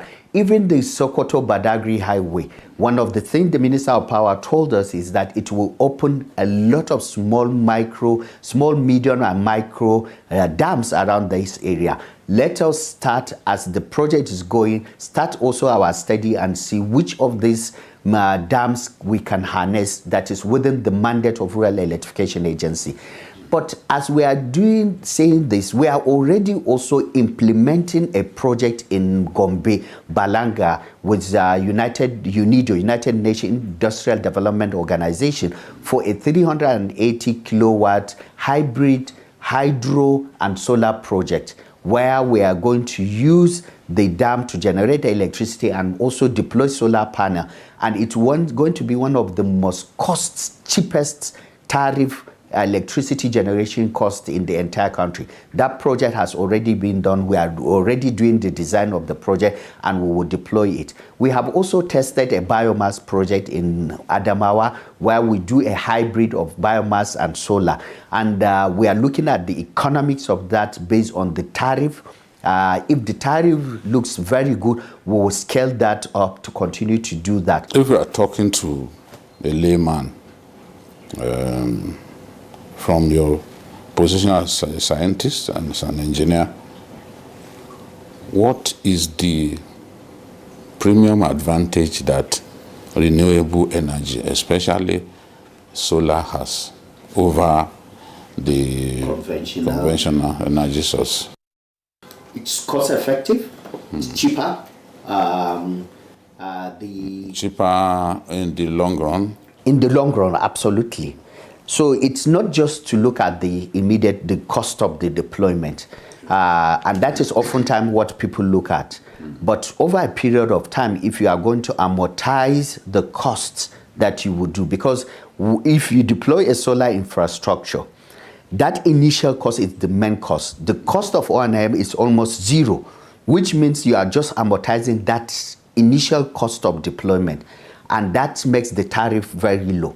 The second advantage also is the health and environmental advantage. If you look at diesel, the impact of diesel in people's lives, it's something that you cannot quantify. But solar will not generate any emission that will be harmful to the individual or the society. That is another advantage of that. Then the second advantage is how easy it is to deploy this infrastructure. So you don't need to do the right of way, you don't need to do some big studies, you don't need to deploy massive infrastructure. You can carve an area, deploy the whole infrastructure, which reduce the risk of vandalism. And that is why you now look at almost all our projects, we don't experience the case of vandalism because we don't need big transmission towers that will come from the south down to the north, which would be very expensive to guard all these transmission towers. And the third, it also gives you that opportunity to sell back. If you look at other African, European countries, specifically Germany, you can generate this electricity in your own house, and if you have excess, you can sell it out. So it even gives you opportunity to generate more income for yourself. Finally, coming to work every day, what feeling does it give you? It's a feeling of satisfaction, the feeling of accountability, the feeling of burden, continuously looking at how do I navigate from the daily administrative to making sure that we switch the light. Because whatever I'm doing in the office, if we are not out there switching the light, getting people connected, it's as useless as anything. So navigating, shortening the project development period to make sure that more people are connected. How do we deploy massive infrastructures within the communities to make sure that these 80 million people that are without electricity have been reduced? And I tell you that without any doubt, before the end of this dispensation, millions of Nigerians that do not have access will have access. We are already working on deploying 42 interconnected mini grids. This has never happened in the entire Africa. Concurrently, working with 7 distribution companies, in fact, we have to seek the approval of the regulator to give us an approval to deploy beyond the 1 megawatt cap. And all these 42 interconnected mini grids are going to be from more than 1 megawatt, some of them up to about 10 megawatts. This would generate close to 100 additional clean, reliable, sustainable electricity that will inject into the grid. This is what we are doing, and this is what makes us happy, and this is what we look forward to whenever we come to the office as the Rural Electrification Agency. Thank you, MD. Thank you very much. I appreciate it. Thank you. Thank you. Thank you.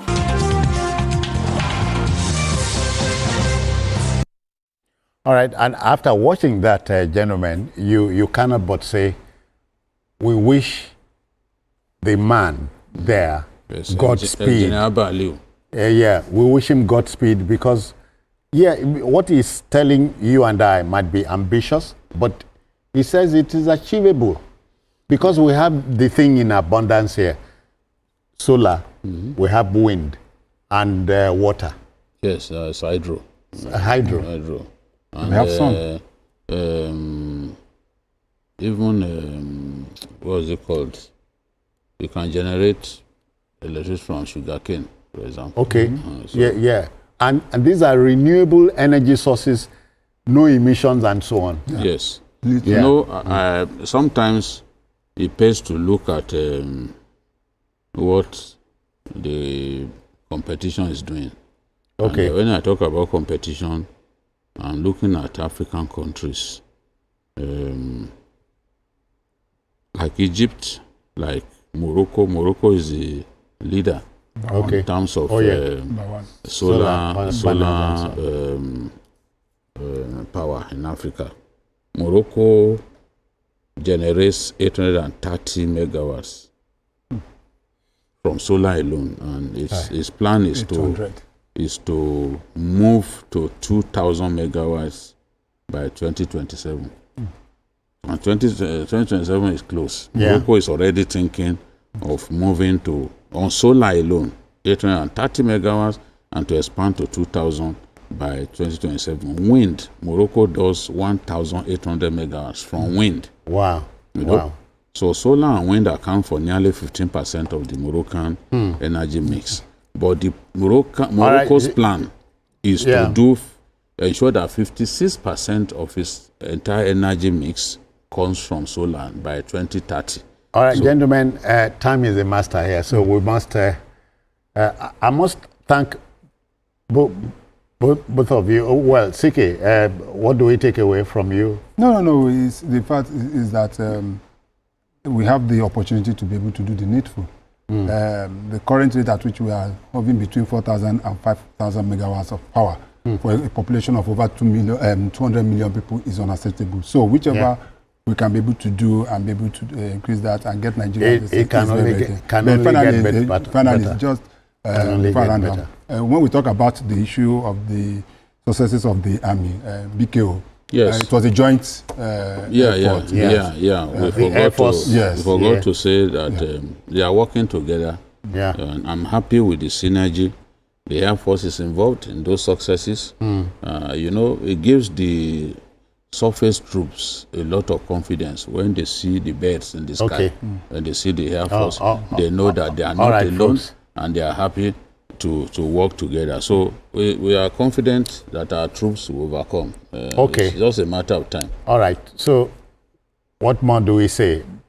Safe to say, we look on the next stage. It can only get better from here.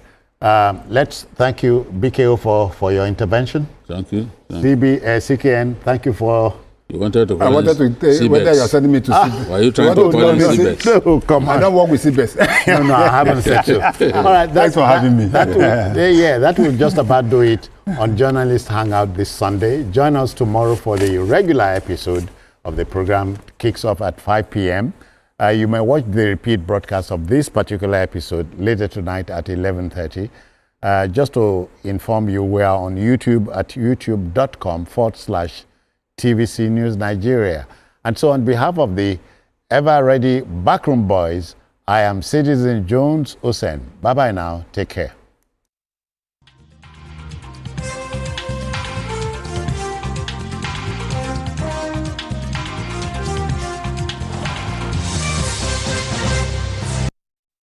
Now this is tomato mix. Even after adding water, you can still taste the tomato flavor. With Tasty Tom Tomato Mix, you can cook any of your customers' favorite meals. No color changing like traffic lights. Tasty Tom will surely give you value for money because Tasty Tom Tomato Mix is thick. A little is enough to get your desired quantity of stew and soup. No unfair deal. Tasty Tom makes me so happy. The taste is always on point. And it doesn't color your meat or your chicken. Because of Tasty Tom Tomato Mix, the taste of my food never changes. So my customers keep coming. I don't compromise on the quality of my food, so I buy quality from the onset. Use Tasty Tom Enriched Tomato Mix. Tasty Tom, for tasty meals good for you. Available in convenient sachets.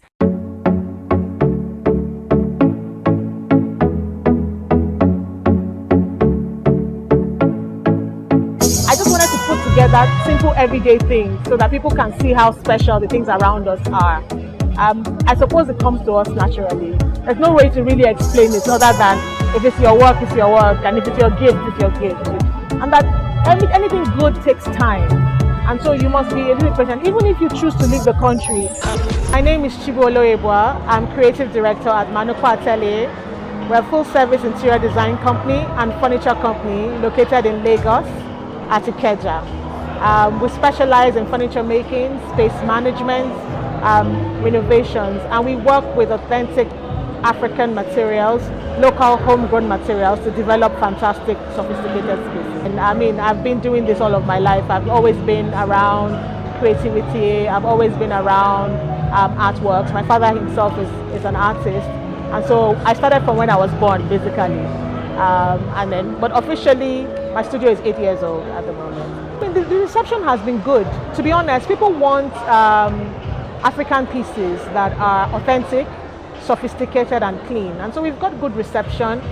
So long as you can do the work very, very nice, neat and it's durable, you definitely get customers that will consistently patronize you. So the reception has been great, and we came to this exhibition to showcase, our work, showcase who we are, and to show people that you can get really quality materials, furniture pieces, if you buy Nigerian, and the reception has not been bad so far. We work with wood, metal, natural fibers like jute, raffia, bamboo, rattan. I mean, we work with primarily those materials and combine them to form something very interesting that you'll see here at the exhibition and maybe on our website as well if you follow us. We're working with metal and wood. It's very, very durable. I mean, there's no material that you would use that doesn't have its own sort of way to care for it. So long as you follow those instructions, they work well. What's even best about working with natural materials is how biodegradable they are. They're friendly to the environment. If you get it from the environment, it's also easier on the environment as well. I mean, I've always known that a living is possible out of it because my father had made his living out of it. But for me, I started doing this professionally, full-time, 8 years ago when I settled. Before then, I would kind of do it as a hobby, in and out, because it was something I knew about. But 8 years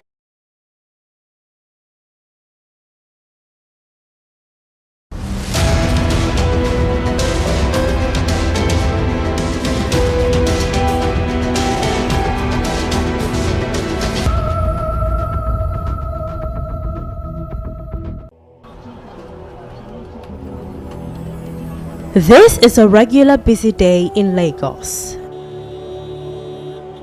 Aside the usual traffic most residents can't escape, another constant presence are beggars on the streets. Either sitting on the roadside, chasing cars, or leeching on people, this set of people have come to see begging as a source of putting food on their table. One thing that piqued my interest was the number of street beggars. More so daily, the numbers keep increasing. Ikorodu is one of the biggest local governments in Lagos. Now this area is gradually developing and turning into a city of its own. To know why they are into this, I approached some of them, but they were afraid. Now this is not far-fetched, having been hounded several times by Lagos State environmental officials. But I had to convince them not to be afraid. I met with one of their leaders who was physically challenged. He explained that he has been doing this for about 15 years and that the money he gets is little to nothing. Before, it's people with disability begging money, but today things have changed. People that you have never expected that they will beg money and they are on the street begging money. Nobody wants to be in the street begging money. Nobody. Madam, that's what I want you to understand. Nobody, unless by force. He says if only the government can support them to start a business, then they would leave the streets. In Lagos State, they always saying that they don't want to be seen beggars on the street. You understand? But I agree with them. But what things they want to know is that we now an indigenous of Lagos. You understand? And we are here purposely for that beggar, and we have learned, this is what we learned. If government can provide a good way that at least it will sustain our life, sustain our family, paying our children's school fees, getting what at least we can survive. I spoke with one of the women who is from the northern part of Nigeria. She says her husband was killed, and since then, feeding has been difficult. I get 8 children. As long as I go take feed them. That's why I just call Lagos. Let me find what I go take help my children with myself.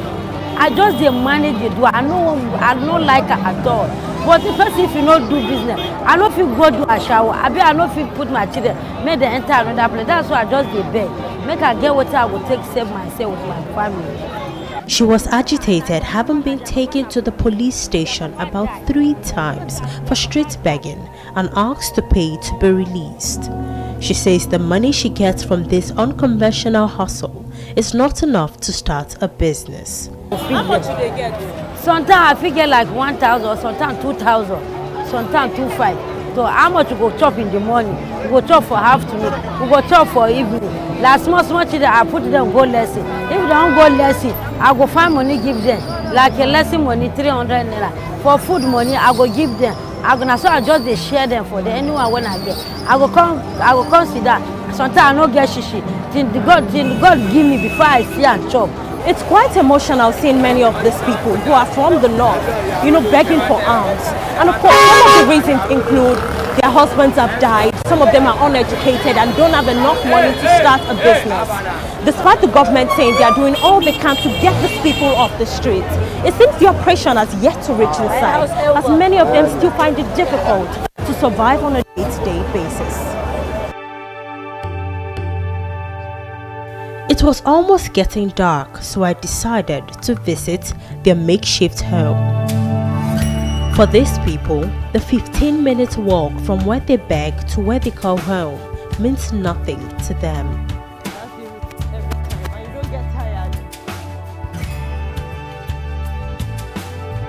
Here, over 40 people stay in this confined, dingy room with their clothes all kept in different nylon bags.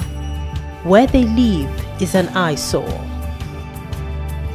Telling me his story, another street beggar claimed being a vigilante before he was attacked and shot by bandits on his legs. He had to leave his 2 wives and children at home to look for greener pastures in Lagos. I am a married man with 2 wives and 11 children.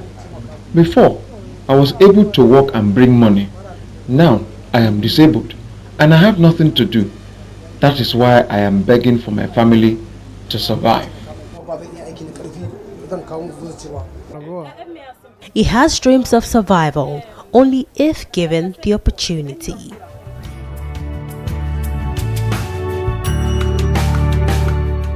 From the Ikorodu area of Lagos State, I went to Ikotun, another colony of beggars. This right here is where many of them reside, but many of them have started a commercial driving business. I took a ride with one of their leaders in his tricycle. We made a stop at the filling station to get fuel, after which we proceeded to where his people are.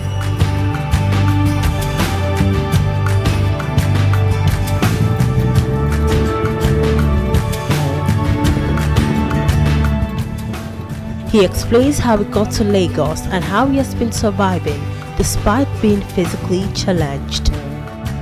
Before me, I get better something. So you know, say sometimes life is the change up. Life is the change. Sometimes you go see person who get money. Now later, or like 2 years, 3 years, or 7 years, the money go back. So now that's why.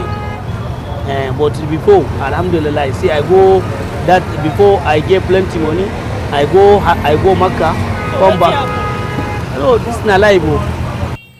One of the disadvantages he faces is the constant pain in his leg, which limits his movement. This is a major roundabout in this area with many touts and street beggars. This is Maria, who has been here for about 2 years. To her, the only way to survive is by being on the streets. She says even though she has never experienced any attack, officials from Alausa sometimes harass and chase them away. That's why she's constantly at alert. The place I used to live, I ran away after they killed my husband and left me with 5 children. I don't know where my children are. I don't even know what happened to them. Someone is even supposed to give me money, but the person didn't, so I'm left stranded. I don't have a place to stay or sleep. It is God that has been taking care of me. For years, the Lagos State government have clamored and taken initiatives to eradicate street begging, but the numbers keep increasing.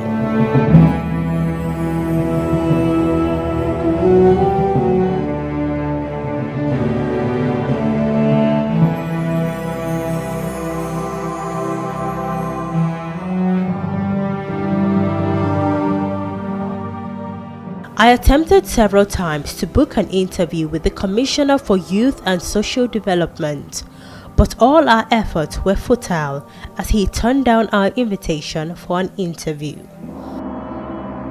I even visited the ministry and was promised a feedback, but till this moment, no response from them.